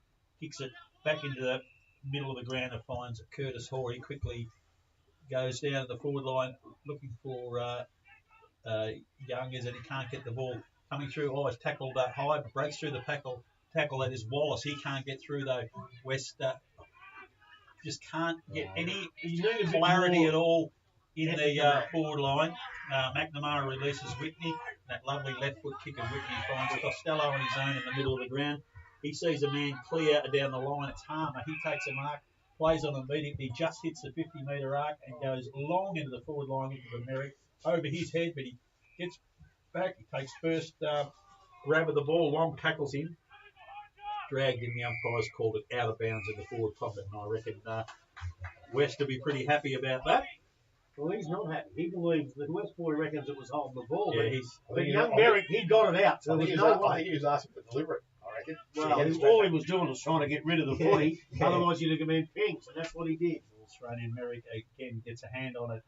Kerrin overruns the ball, but he gets a second crack, kicks it straight into the stomach of Michael Weimer, who kicks a bit further down the ground. White for Geelong West takes the ball, kicks down the line looking for Blair, and he doesn't let him down. Takes a strong mark in front of Kelly, and the West forward looks for a teammate, kicks it down the line, just lands at the feet of Dwyer. He can't break away from the pack, and McNamara relieves the pressure and finds Joel Page on the halfback flank. Kicks in the middle of the ground, finds Muir. Belpost Hill all over him now. They've got loose men everywhere. Oh, that's a drop mark. That, didn't you? Moss that indeed. Oh, where's he gone, though? The very poor kick into the West forward line. Bo Collins mops up the mess. Coming through there is Sulix. He kicks back into the middle of the ground. And this time it's the captain of the side, Yates, takes the ball on centre wing for Belpost Hill. Takes his time, kicks long down. There'll be a pack form. West have got most of them. Merrick picks up a crumb. Gets it across to Hurd. Hurd snaps back. The ball bounces straight up in the air, tapped through by West defenders. One behind only. Takes Bellpost Hill to 9-6. Geelong West a 6-6. 18-point lead. We are 22 minutes into the Grandy Sport and Cycle third quarter. It's cold. There's a nice little break there. So the ball now from full back. Oh, he's on the barrel from the full back position. He's got good distance on it, but it doesn't seem to travel that well. Ball goes back towards the boundary line. It will go over now, and umpire will be saying it's going to be a throw-in to take place. But just barreling and finishing up and out of bounds, they can't afford that now. They're 3 goals down. They've got to pick targets like the Panthers are doing. They've got to emulate what they're doing. So is he called that a free kick because he kicked it inside the square? Well, that's the only thing. It must have been. So that. Okay. Well, that's how I stand to it. If you don't play on, which that's the only time I've ever seen a fullback not play on for the year, then it's a free kick. Yeah. So Collins got the free kick now, and he goes back into their forward line, coming across Lima, up in the air, can't take the mark, but is going to see it over the boundary line. Yes, he does. So we're going to throw in on the half forward line now. Lights have come on here at Bellpost Hill. Cats home by 20 points to join the Mighty Blues as winners in this round of AFL footy. Going to be thrown in on the half forward line. Ball's thrown in. Carter goes back towards the boundary line. Lima traps it, keeps it in the field of play, goes round the body, back towards centre wing, and again we'll run back over the boundary line, so we'll have another throw-in to take place. Centre wing, far side of the ground. Robbie, you've got some scores and Not yet. we were talking about percentage booster for East Geelong. They've just got to worry about 4 points before they worry about percentage. Well, that's what we said about Werribee and Valleyford, so that's great to hear. It is. So the ball is going to be thrown back in now, so we'll have some hopefully three-quarter time scores very shortly. Ball comes out the back, and again it's kicked around the body basically. It goes back towards the boundary line. Yates read that nicely. Umpire said it must have been touched off the boot. As we speak, I think the rain is just about to hit. Certainly not a wild storm that we're expecting, no doubt. Let's hope that's nice when I'm tucked in tonight. Ball thrown back in by the umpire again. This time Merrick has a position at the front, taps the ball back towards the boundary line once again. Again, Bergera, he takes the ball. He is a tackle. I'm not too sure he had the ball. The player, the opposition, had it and he tackled. It's just passing through. Merrick doing the ruck work. Good jump. Taps the ball down. And again, no prior opportunity there. Umpire stands back. Now, I'm not too sure that one there is correct because he didn't have much of an opportunity there to get rid of the ball. And the ball is with Collins. He goes short and wide, just inside the field of play. So Yates now, they're prepared to play a little bit of Bellpost Hill possession football.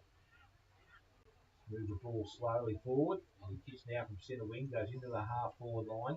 Work is there, and behind he spoils, and the ball goes back over the boundary line. So they'll keep it in their forward line.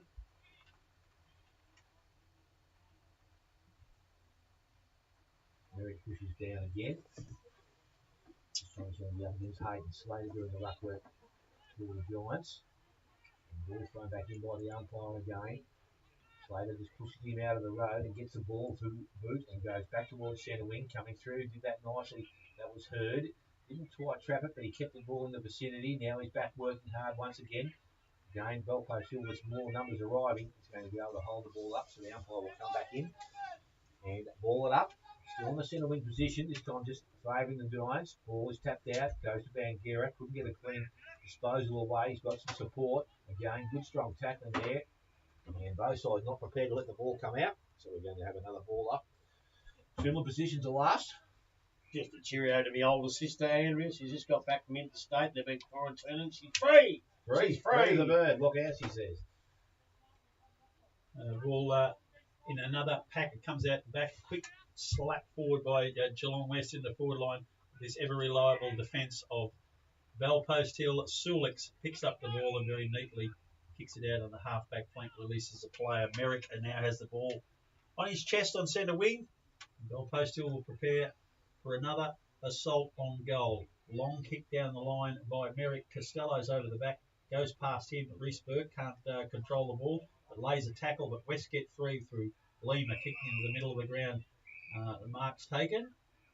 The umpire blows the whistle. The player now plays on, kicks long down to the forward pocket, and coming out and taking a very strong mark is Blair. He's had a pretty good day today for a forward. He hasn't kicked a lot of goals, but he's playing more as a lead-up forward. He's done it again. He's now kicked it into the hot spot.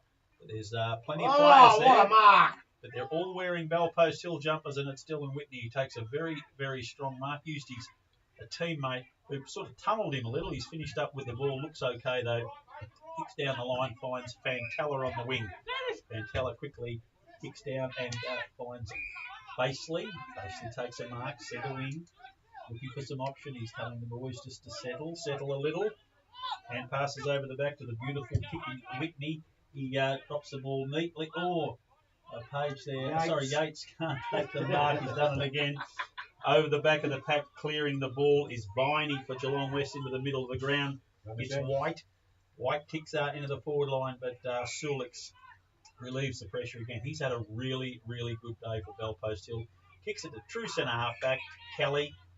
Kelly takes the mark, kicks it out wide for Baseley. Baseley holds things up again. Joel Page is on his own. That's where he's going next. Kicks it out towards the boundary line. And the veteran, multiple premiership player has the ball for Bell Post Hill. They're looking to just hold things up at the moment. We're 28 minutes into the third quarter. He kicks it back across, and Sulix takes the mark. He's gone back 10 or 15 metres. But I think they're happy to control the ball at this stage. McNamara presents well.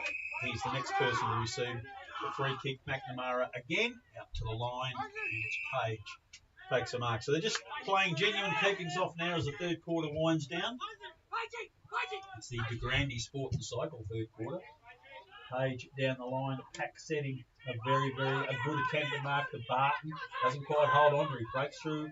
Look at that. Gets it across to Reece Burke, and Reece Burke kicks long and straight from 45-degree angle and kicks another goal for the Panthers. And that is great play by Barton. Really, really strong. Didn't hold the mark, but certainly held possession, warded off some tacklers, and a brilliant hand pass to Reece Burke, who for some reason was on his own 35 metres out from goal. Well, I tell you what, you didn't see it much. We have. That's the Bell Post Hill that everybody spoke about for years. And go into the forward line when you want to go in. All right, Barton made that look a little bit better because it was nearly going to come out. And if it wasn't for the strength and determination of him, it would never have been a goal. But give Reece Burke some credit too. You still got to kick him, son, and he did. Yeah, very good job of it. So Carter wins the ruck again, goes forward. Yates runs onto it, gets support from his teammates, so he's able to kick the ball into the forward line. As this phone rings here, I thought that was siren then. And it's left that goes back and takes the mark. Now he's going to go across the face of goal. It's going to be dangerous. I'll tell you what, they might be better. That's what they've done. They've pushed it through for a minor score. So now 10-7 to the Bell Post Hill side, 6-6 the Giants. So some work to be done. And we probably need to sneak one late in this third quarter if they can get one. The ball comes out, Mark is taken out there, long as the siren sounds, so they won't have an opportunity. And at three-quarter time, it is Bell Post Hill at 10-7. They lead the Giants on 6 goals. 6 goal kicks at this stage of the game. 2 each to Luke Mann, Ettridge and Reece Burke. 1 to Costello, Harmer, Fantella and Kerrins. And for the Giants, we have 3 to Martin, 1 each to Blair, Wetton and Bangura. Take a short break, come back with the quarter action. John Mitchell's just texting. It's going to just about to snow in Inverleigh, he says. Oh dear. There you go. You're listening to 94.7 The Pulse, your home of local weather. You better wipe the snow off your footpath, Rob. Oh dear. I reckon the other day, you believe that fog never it was there all day. The whole game. They turned up all second.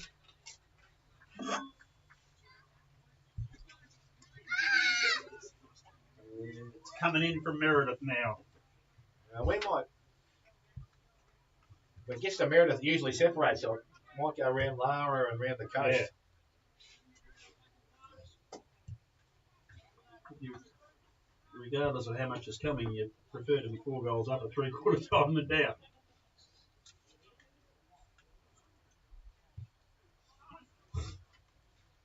Yeah, Dale, the cameraman came back. So The cameraman came back from that Inverleigh game, and like he was filming, but the entire last quarter is just white. Yeah, I remember my mate sent me a couple of pictures of it, and he said he you sit at one end of the ground. There's no way knowing you can see the ball until they got about halfway. Yeah, unbelievable. He's in Belay the other week. Yeah. How you doing out there? Yeah, I'm loving it. Like, it's so nice out there. There's no wind, there's no rain. It's fine. Everything's great. How you guys going? You Looks okay? fab. It's really good. That's a different colour. Is that not? No. I literally had to tear a hole open bigger to get it over the side. Really? Yeah. It's a different colour. So I don't know who's changed it. Shit, it's hard. Hmm. So Yeah. No worries, Well, that sucks. David.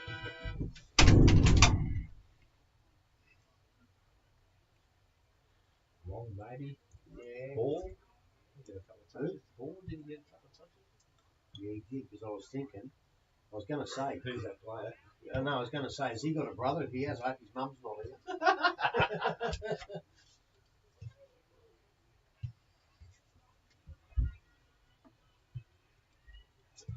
Yes, it is indeed the last quarter here at Myers Reserve, Bellpost Hill, and the Morris Finance scoreboard will show 10-7-67 to Geelong West 6-6-42. The home side and powerhouse of the GDFL, Bellpost Hill, are back to their very, very best form. And I would say to you, not only have they won this game, Ravi, but I say look out in Belay. Oh, no doubt. The way they play this game, this ground, it's of similar size to St Albans, or it's probably the closest game or ground in size to match St Albans. And the way they've positioned, their kicking to position today has been magnificent. I just think sides like Inverleigh and Bannockburn put a little bit more pressure on the kicker than West have been able to muster today. And that could prove the difference when you come up against a good size. But West just haven't put on a... I know Whitney and Page and Basil, all those blokes are kicking the ball beautifully, but they're not under a great deal of pressure to do that, whereas the good size will put you under a lot more pressure. Nevertheless, it's been a fantastic performance, but it's still been a reasonable performance by West. They've hung in there, and I'll tell you what, most sides, if Bellpost still play like that, will probably go 7-8 goals down. So they've done all right to hang in there, but they just haven't had the finesse and the class to do what Bellpost Hill are doing and kick it exactly the same as what they have done. If you have a look, it was so hard to pick players. Like with Bellpost Hill, you know, Yates was good that quarter, Page, Basley, Barton, Whitney, Sulix, Macca, Muir, Carter again. They're all over the place. It was so hard. I didn't find too many really, really good players. Hall was okay. And who was the other bloke we spoke about? Hall and there was one other one that was pretty good. Yeah, have you mentioned Wallace? No, because I didn't think he had a great quarter. And that's what I was going to say the next. The players that I've got having magnificent first halves. Wallace, Dwyer, Blake, Long. Long was the other one that nearly would have snuck in.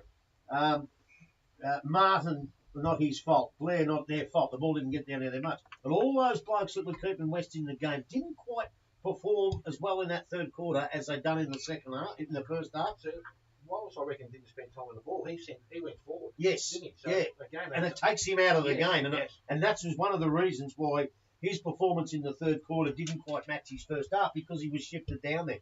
And I think to shift someone down there that quarter was like shifting them to the North Pole, because it just wasn't getting down there enough, and it wasn't getting down there well enough as well.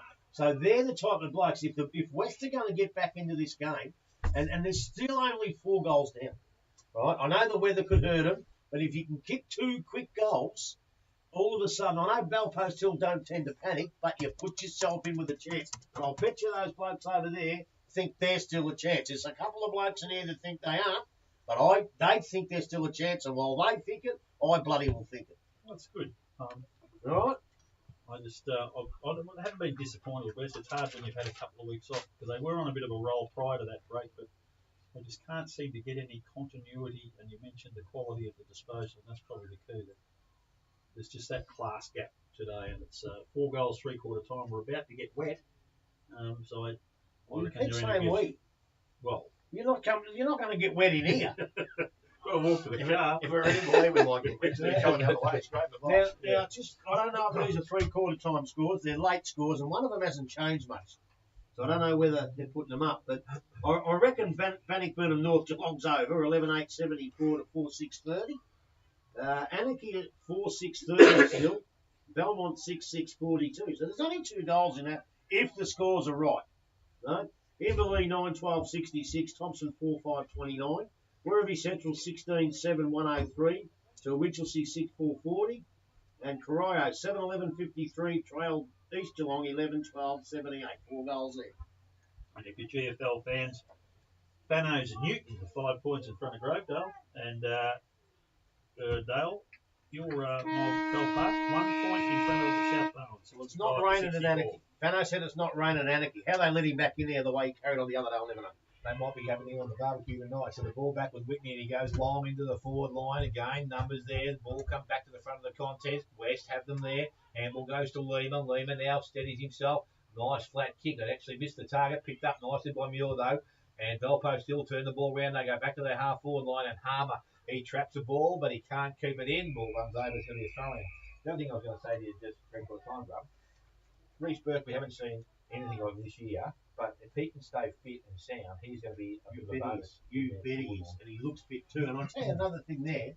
If you're going to kick like Goalpost Hill, your class players have got to do it. One of them's Lima, and he hasn't done it. The ball down there, Carter takes the ball and taps it down to Yates. Yates goes to Collins. Collins over the top to Whitney. They got their good players all around the contest. That handball wasn't good though. Handball goes out to Banguera. He's tackled, brought down. They jump on him quickly.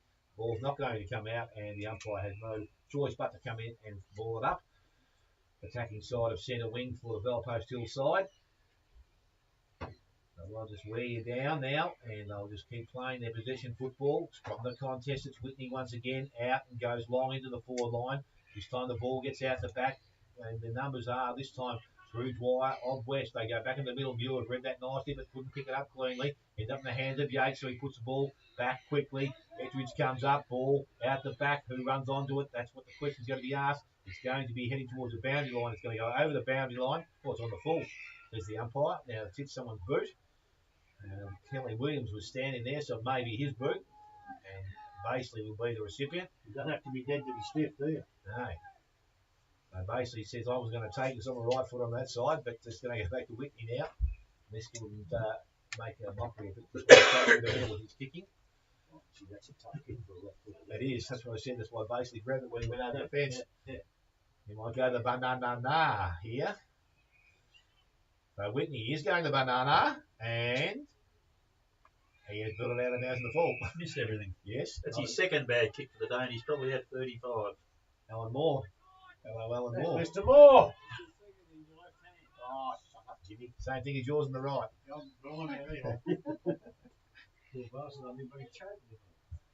Now the breeze is coming through the back of the box at the moment. Elbow pretty good at the moment.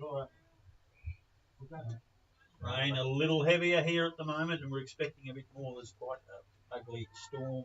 Just hello, behind us. Nice. They predict home, Richard. Vancouver for Geelong West kicks long down the line, but basically mops up as the ball comes over the back of the pack and passes to Fantella. He slaps the ball quickly on his foot, comes down towards Ettridge.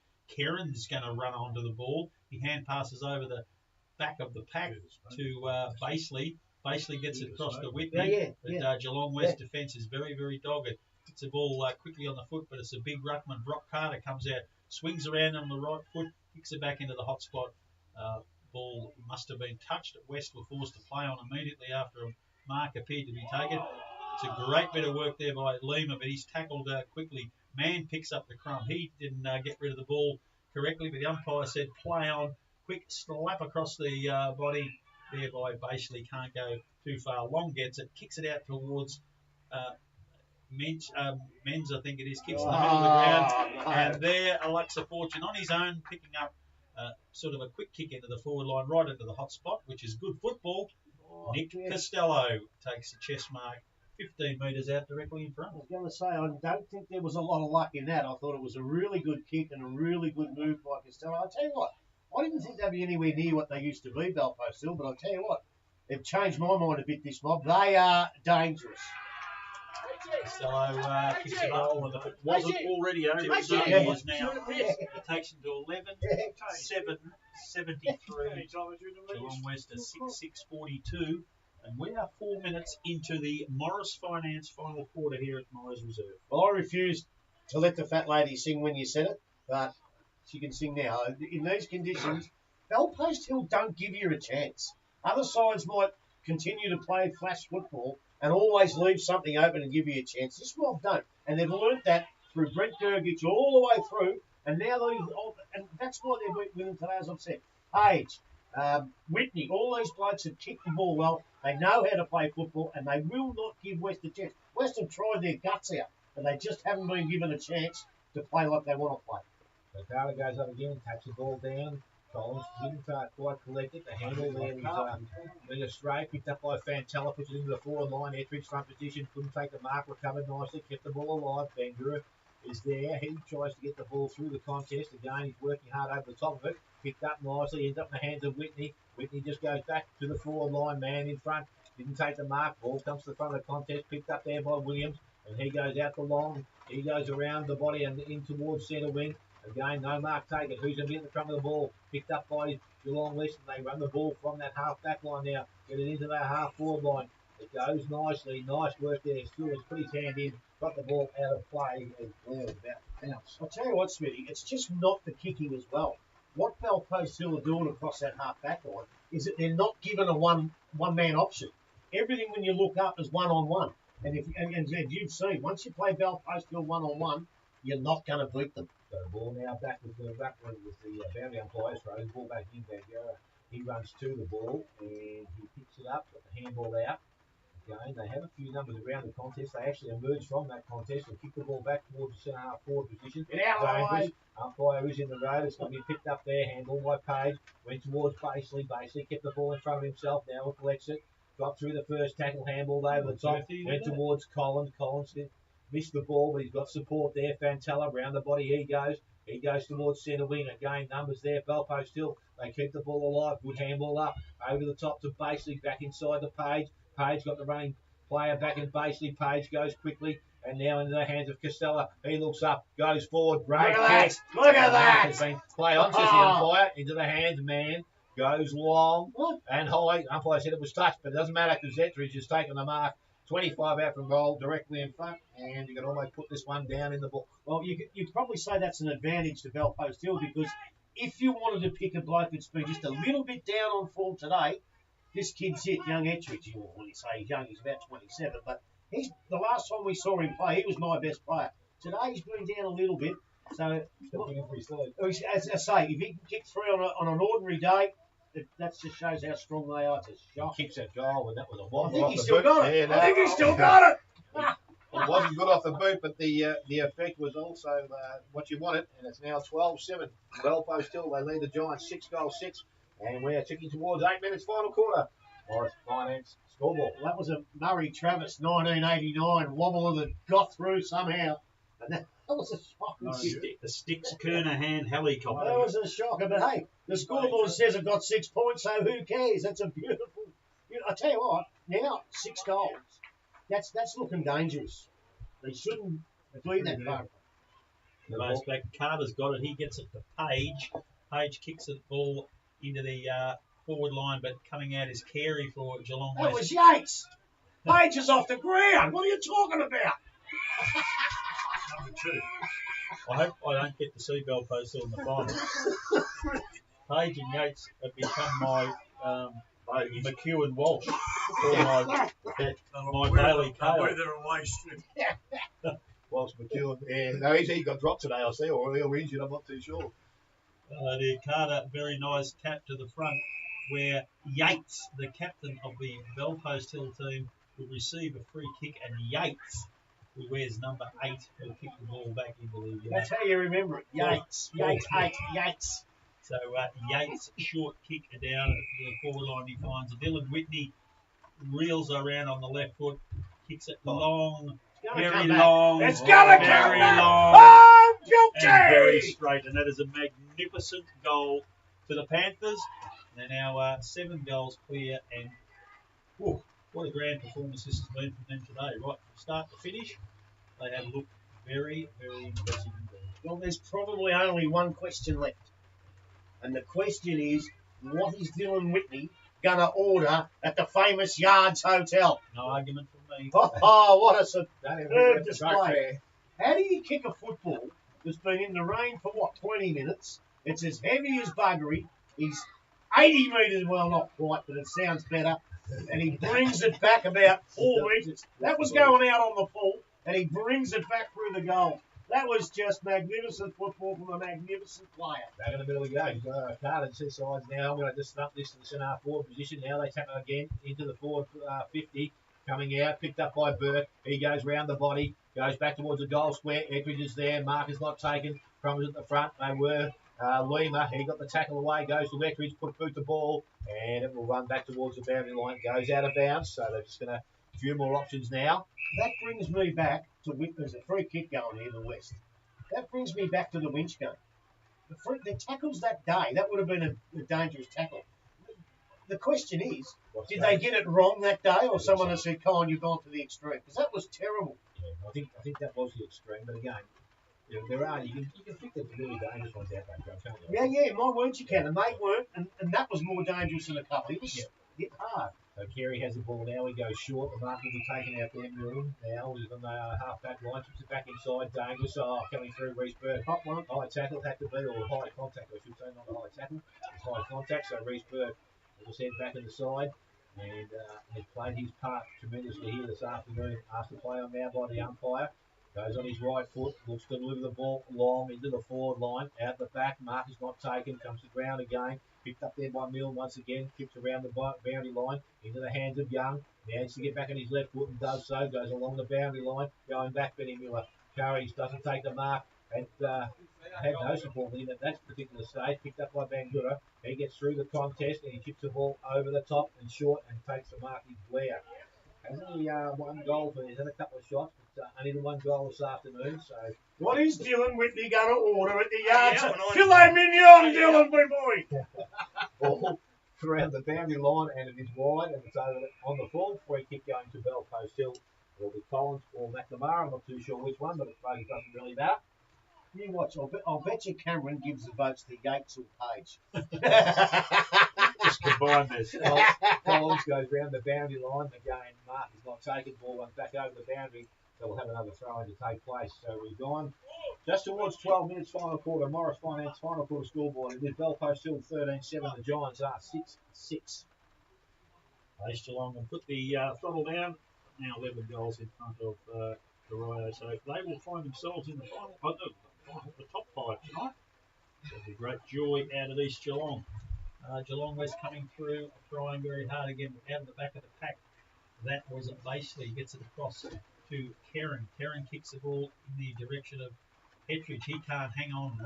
Coming through again is Baseley. Oh, that's a very rough tackle by Reece Burke. Geelong West will take the free kick and advantage. Geelong kicks the ball down through the hands of Muir.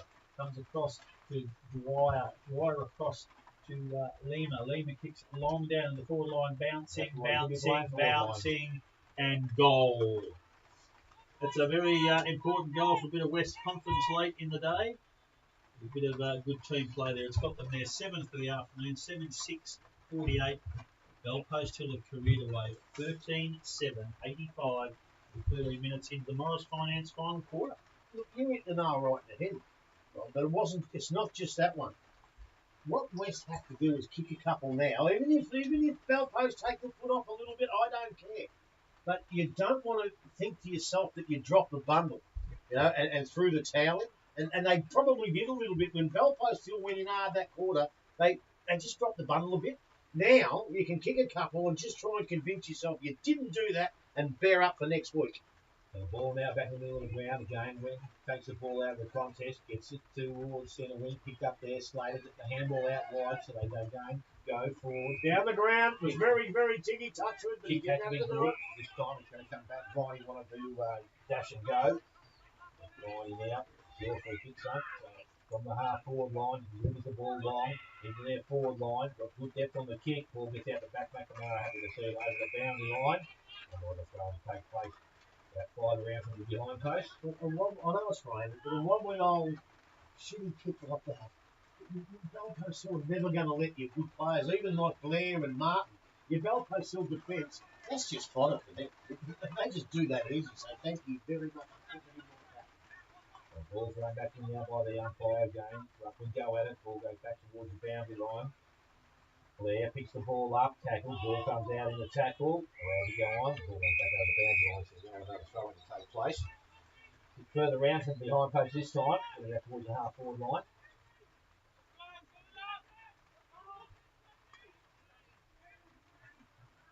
He's got himself around the contest now. And Barton doing some rough work. Taps the ball down in front of the contest. Game picked up. West, they go forward. Blair once again puts the ball back to the goal square, but Kamara once again front position. Have to kick it to advantage of your forwards. Goes short out wide. Martin's taken. The possession footy now. Basically, going to go back across the face of goal. How did Fantella kick that goal? I can't believe that. Now kicks the ball around the boundary line, goes towards Kerrin. Got a big job there. She had two against him. Picked up there by Viney, who goes back inside 50. Basically attacks the ball strongly. Handball comes out. And it's cleared away, so they go back into the middle of the ground. There it comes across. Got hand on the ball, didn't obviously. And then that's a throw. He nearly, it was probably class, but he disguised that pretty well. It's a throw, not to me. He did it well. I reckon it was all right. Threw it up with one hand and hit it with the other. Nicely goes to Costello. He loads up, goes long to the forward line, coming up. Carter can't take the mark. He needs to support at ground level. Etheridge will arrive. Now he's in trouble. Dropping the ball. Could have been quite easily. Etheridge handballs over the top. Goes back to Costello. Needs to pick it up. Couldn't do so. So their ball runs outside now and from the back line. Dwyer picks the ball up. He goes out wide. Has to be a good kick. Lima had to mark it and did because he had numbers against him. So Lima now from the half back line has an option short inside. Decides to hold up now. He's not going to go that way. And he's got any hurry to get this thing moving. Now he decides to go long. It's into their half forward line. Ball out the back. Going nicely where Dan Mueller picks up and goes back. And it didn't have enough depth on it. And the mark has been taken out there by Burt. So Burt of the Giants goes back into their forward line. Young Dwyer goes nicely. Done nicely. Yes, he has. And that's young Blake Dwyer. So he's inside 50. And he's too confident kicking the distance. So he goes short. Kick goes towards his teammate. And the mark has been taken out there by Martin. And he will go back and try and kick his fourth goal of the afternoon. And this will be his hardest one. Yes. I would have thought this one, he's right on the boundary this time. With the wet ball. And it's, I don't know that he's had any more than the 4 kicks, has he, Grubby? Probably not. And I think that's exactly what I said early on. That's why he's such a good kick, because he can get 4 or 5 kicks and kick 4 or 5 goals. Mind you, the delivery and hasn't been good going here. So the ball now with Martin. He kicks that goal. Umpire stands. It's going to go across the face, right across the face, and it's going to be out of bounds. Oh, no, it's a minor score, says the umpire. Right. So head moved forward. I thought it was going to hit my car, and it's 14 metres around the boundary. 7-7 now the Giants. 13-7 Belfast Hill. Morris Finance final for the scoreboard. We have gone almost 18 minutes. So Muir bounces the ball out of the fullback line, kicks out into the pocket, and taking the mark there. His third, I think, long way away and hitting dark. 50 metres. No, it's your mate. Joel. Joel, is it? Tell by the run. Okay. Well, no, it might be. You got 10 or 15. No, it's not him. No, you might be right. You might be right the first time. He's going to wheel onto the left foot. It's let's see him kick. Yeah, it's Pagey. It's Pagey.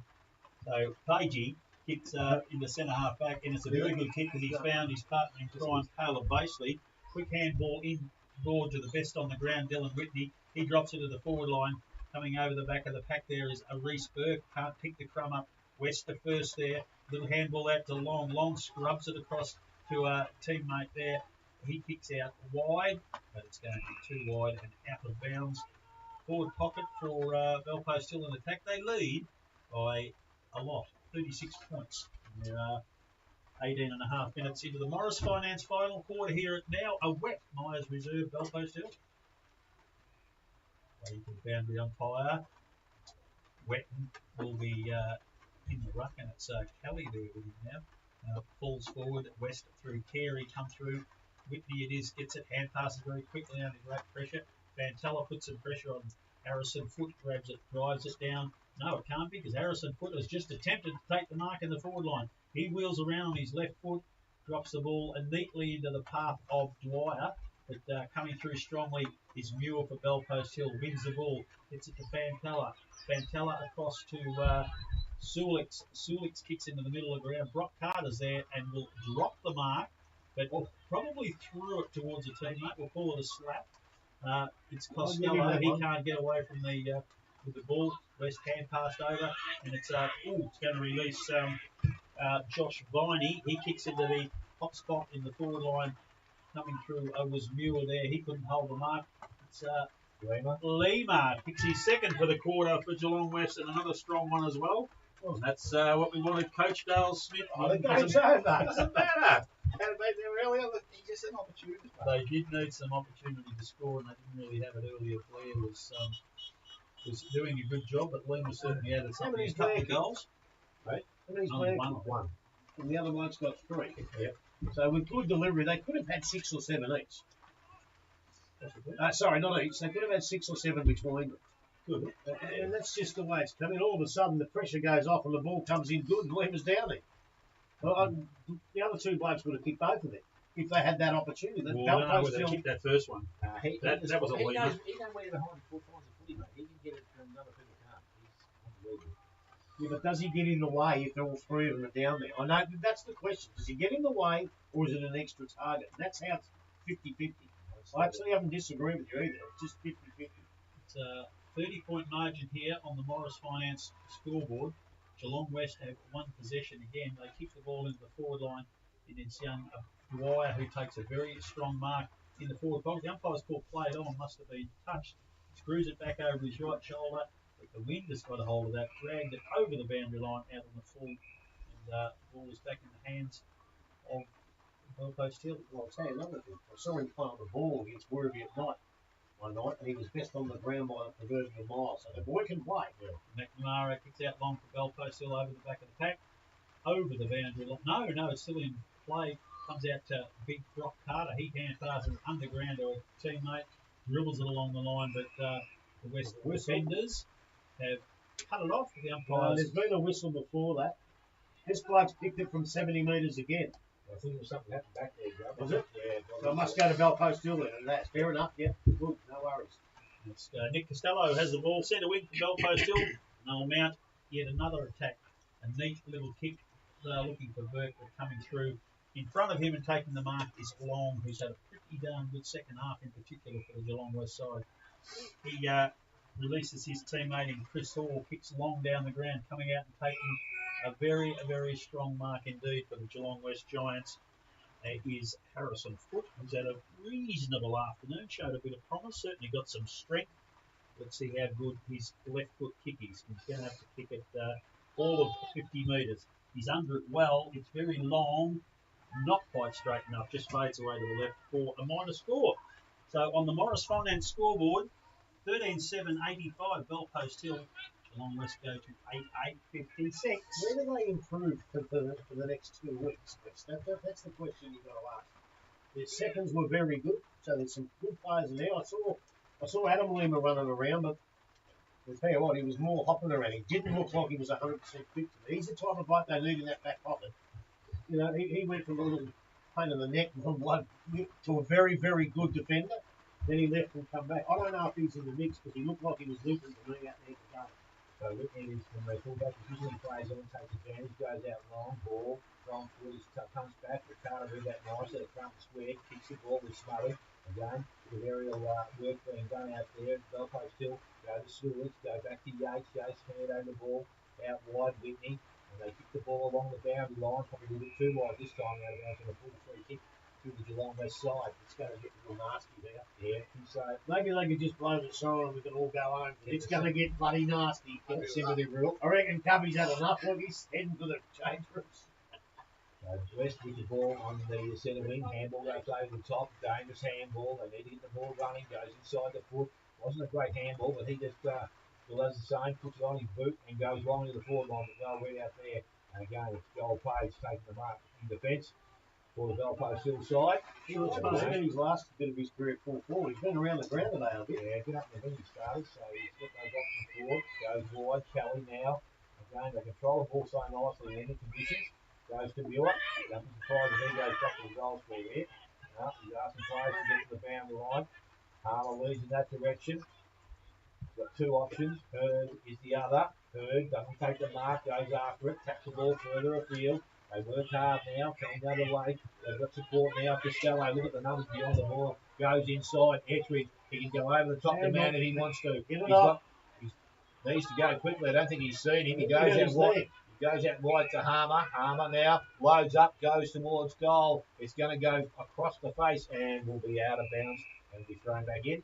Merrick's filthy. He had a chance to get his name in the paper there, but they didn't spot him quick enough. Yeah, look, that was probably an opportunity when beating. That looked like a goal from the time it come past us on the wing, but it never come to fruition. See, they're standing right beside each other, and I still can't tell them apart.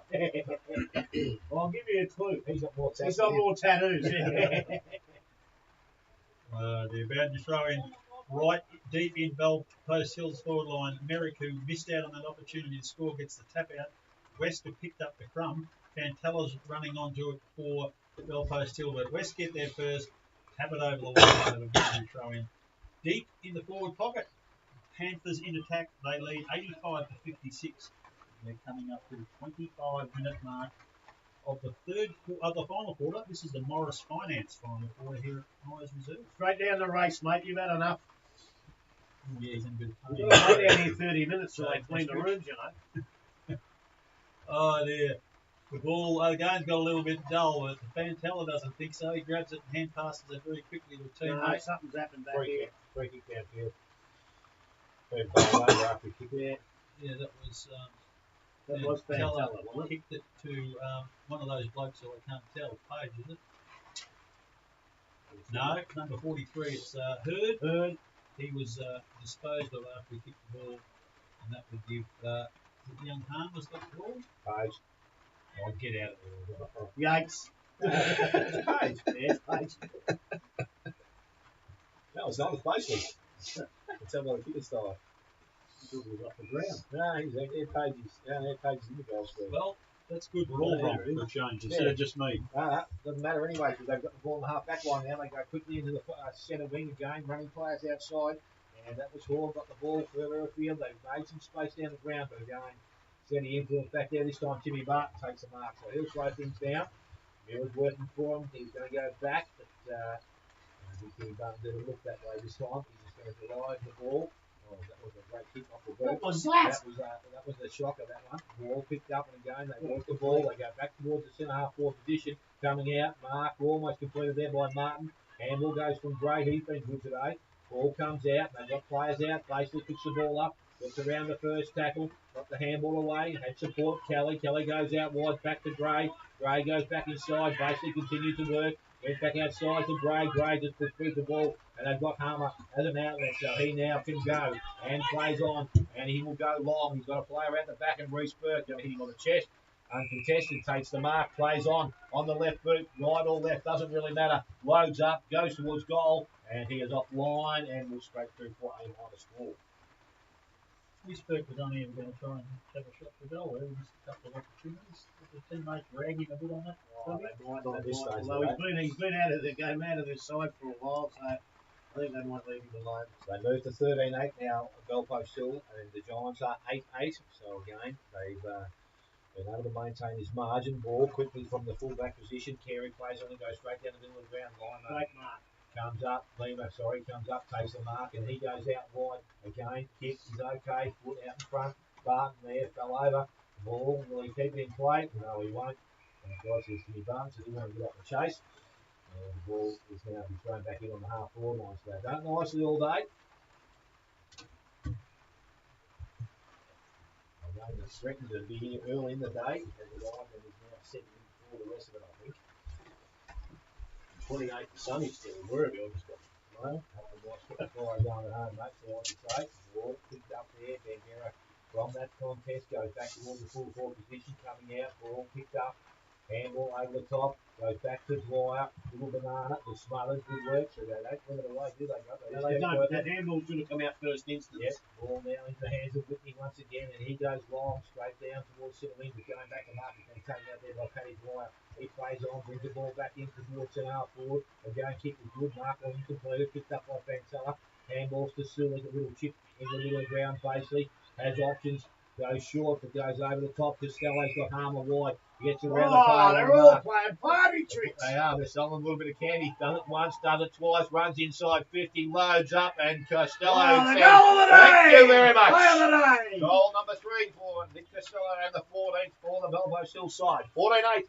They lead the Giants on 8-8. We have gone almost 30 minutes final quarter. Morris Finance, final quarter scoreboard. Well, I think they thought it was Thursday night because that was just a training drill. That the West blokes just got done all the way down. And then Costello, he wanted that goal as soon as it come out. He had a few party tricks, but hey, in a hard game, we haven't played much footy through COVID, so you've got to have a bit of fun. And because he had that bit of fun and made himself look like a world champion, it was great football. It indeed, and very, very impressive outing by the Panthers this afternoon. Just assures them of a top 3 finish. Smitty, we've got a question. 1 minute, mate. Then you can get out of the rain, pal. Very serious tilt. It's Carter who gets a brilliant tap out to Yates. The ball comes down the forward line, and Costello takes a very, very easy chest mark. A neat little kick looking for Merrick. It goes over the back of the pack. Free kick to Geelong West there. It's Curtis Young, who's interfered with. And the boys are having a silly little scrap up there. Doesn't seem necessary. Long from Geelong West is upset Harmer. Not at the 30-minute mark of the last. No, they got a 50 metre, but it was a line ball decision where it was reversed. I think the West Block started. I don't think he was happy to drink it. So, it's Curtis Young with the ball. The left footer kicks across the ground and finds his teammate. And Carey kicks further down to find Justin White. He takes a bounce, a second one in wet conditions, which was rather odd. He gets around a team. No, he didn't get around a teammate. He got tackled. As the siren sounds to finish, a very impressive performance from Bell Post Hill. 14 goals, 82 to Geelong West, 88-56. That's a neat 36-point victory, but it was a lot more impressive than that, I think, as far as a showcase for the finals go. And I would say Bell Post Hill will certainly finish in the top 3 now and give themselves a serious tilt at the GDFL Premiership 2021. Yes, Bell Post Hill are going today 3 each to the 2 key forwards, Nick Costello and Jade Etheridge, 2 to Luke Mann, and also Reece Burke, 1 each to Whitney, Harmer, and Taylor and Kerins. And for the Giants, 3 to Martin, 2 to Lima, both in the last quarter, 1 to Blair, Renton, and Bandura. So a comprehensive 6-goal win here for the Bell Post Hill side. Going to take a short break when we come back. We'll go through final quarter of the game here this afternoon, and what is it? The yards player of the day will be announced. Greg. Yes. 94.7 the Pulse at home, local football.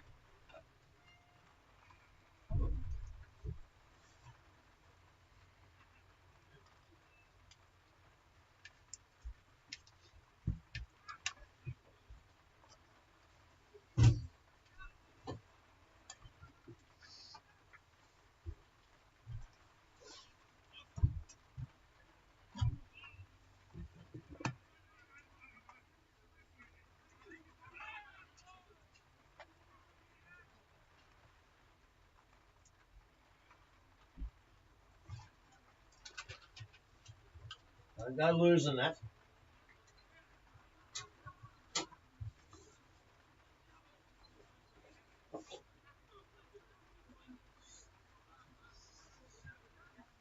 Yeah, Steely, you beauty, mate. Put it through, son.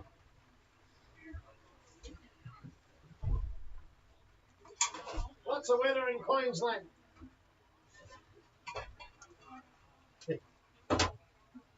Yeah. Oh, jeez.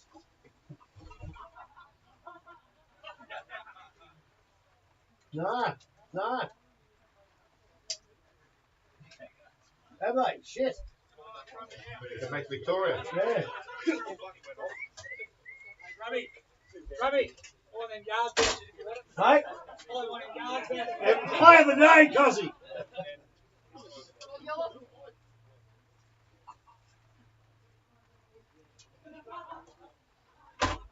Now we're at the Bell Post Hill home ground Miners Reserve Bell Post Hill, where they have won the game by 36 points over, well, I'm going to go and say a disappointing Geelong West today. We're giving them a break because there's a couple of weeks of COVID, but there's a bit of a lesson early in the day from an insider at Geelong West, and I don't think it's going to be too serious, but if you're asking what could West do a bit better, we did hear that sometime in the last 3 weeks, the bloke found he could no longer finish with his footy jump and had to get rid of him. Does that send a bit of a message about their commitment for the last 3 weeks, Trevor? Well, I think the player in question has been injured most of the year. So, no, I'm going to let him off the hook there. That particular player, I'm not going to mention his name, because he's probably downgrades him a little bit. But he did kick through him.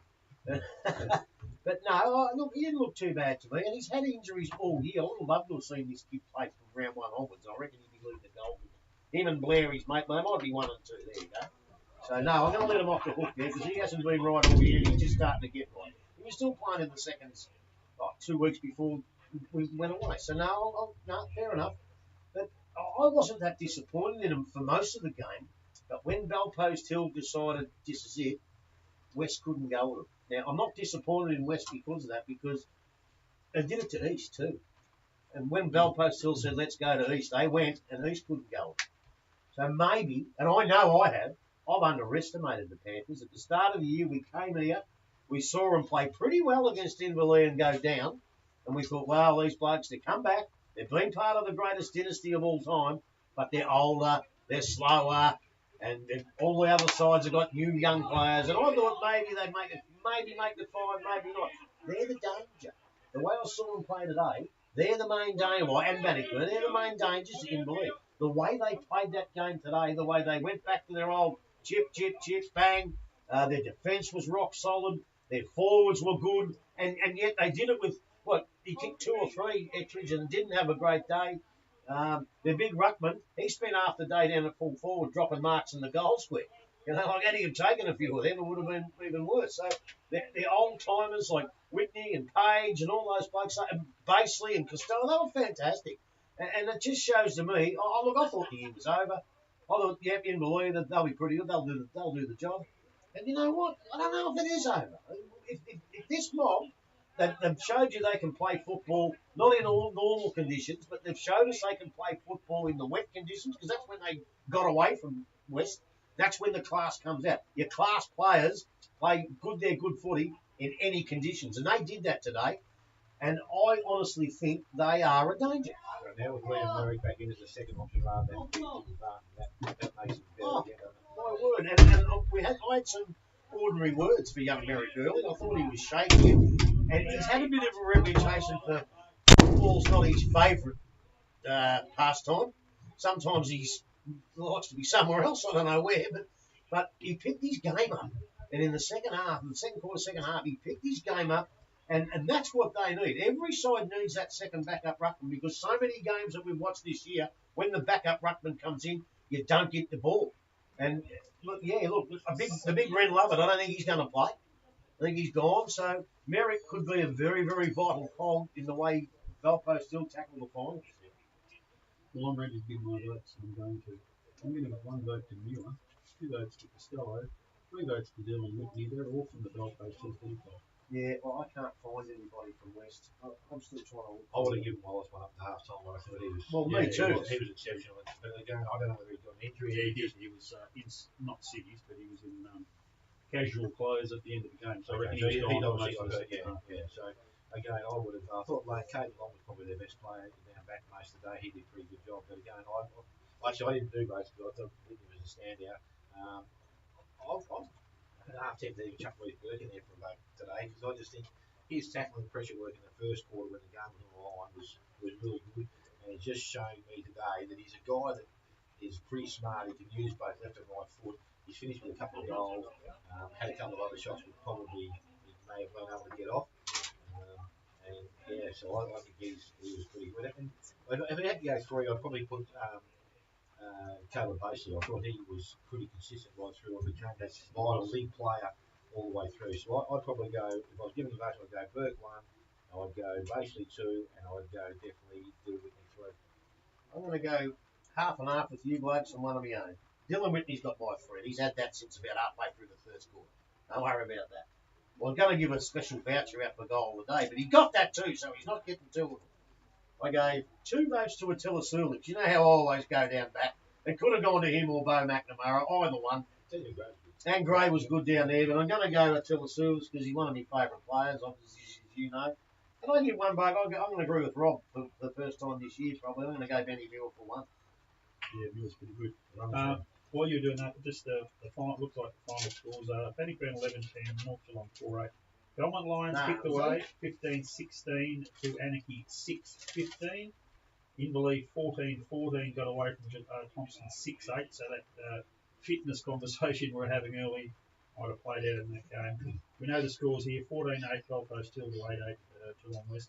Werribee Central's really got away 24-10, 154 to Winchelsea 8-7-55, and that probably sends a bit of a message about Werribee, and also Geelong East were able to kick away 17-14, 116 Corio 7-11-53. So those 5 winners are tonight's top 5. Doesn't he give you the shits?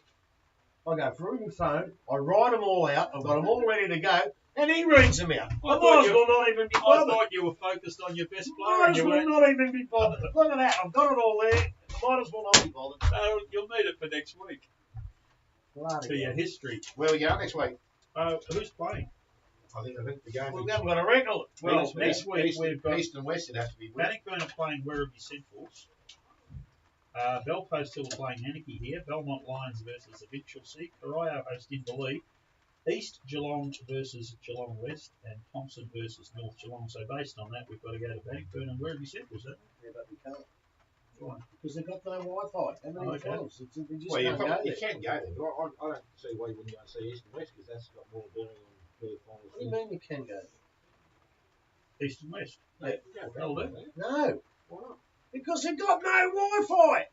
Well, we've done games from there before. Yes, but now we look at it with the whole thing. We've gone second place to radio these days. It's on YouTube. Live stream on YouTube. Give the boys somewhere you get that. At Bannockburn, you cannot. I've rang Neville Whitley. He's rang that bloke out there, whoever he is, and they've said, no, we've got no Wi-Fi. The last time we went out there, we were heard, but no one could watch it. So if they're going to provide a product, unfortunately, they have to provide it properly. And until we get... Werribee haven't got any Wi-Fi either. For some mysterious way, they pick it up off that big tower. I don't know how they do it. Well, Bannockburn got a big tower there too. Yeah, well, they're not picking it up off it because if you haven't got Wi-Fi, that means people can't watch it on their computer, which they hook up to their tally, and we've lost one of our modes of media. So we just can't media. Go. That's very impressive, Richard. Well, we just can't go there. So we're going to have to go East v West. Is it? It's at East, isn't it? Yeah. And that was quite right. If West win, their finals hopes are still alive. If they lose, they're dead. So it's a pretty important game. Yeah, it is. And the other thing is, too, if you have a look at the following week, I think the only decent game that was at East is West again. We haven't seen them all year, and we may well go 3 in a row. Yeah, they host it. Well, if they win next week, hosting in the league will be there. That's it. Yeah. They'll be playing for the year. If they've got no afternoon tea, I'm not going. And Wilkes. Wilkes can stick it So up he's his been jumper. farming He never even years bothered ago. turning up after I spoke to him again this I morning. haven't seen him. He must have been here at some stage. He was here this morning. I said, you ready for home? Yep, no worries. All right, we will leave you now. Belcoast Hill winners, and they've not only confirmed they're playing finals, they've confirmed, I reckon, a double chance, and they've also confirmed that they are second favourites to win the Geelong District Football League hang on. 2021 premiership. What has Bannockburn done wrong to be second favourite? I like Belcoast Hill well, I've seen the last couple of weeks. They look like the finals team to me. Well, I can't. Yeah, I love them today, and I think they're a danger, but you can't just discard Bannockburn on just on the way we sit Belcoast. Well, maybe West Nut just aren't good enough. They're third in the line, in my opinion. Well, they're second on the ladder. Well, no. I would say equal, but I wouldn't be putting Belfast in front of Bannockburn just yet. Exciting times coming up. We'll leave you. We're going home now, so this has been 94.7 The Pulse, the home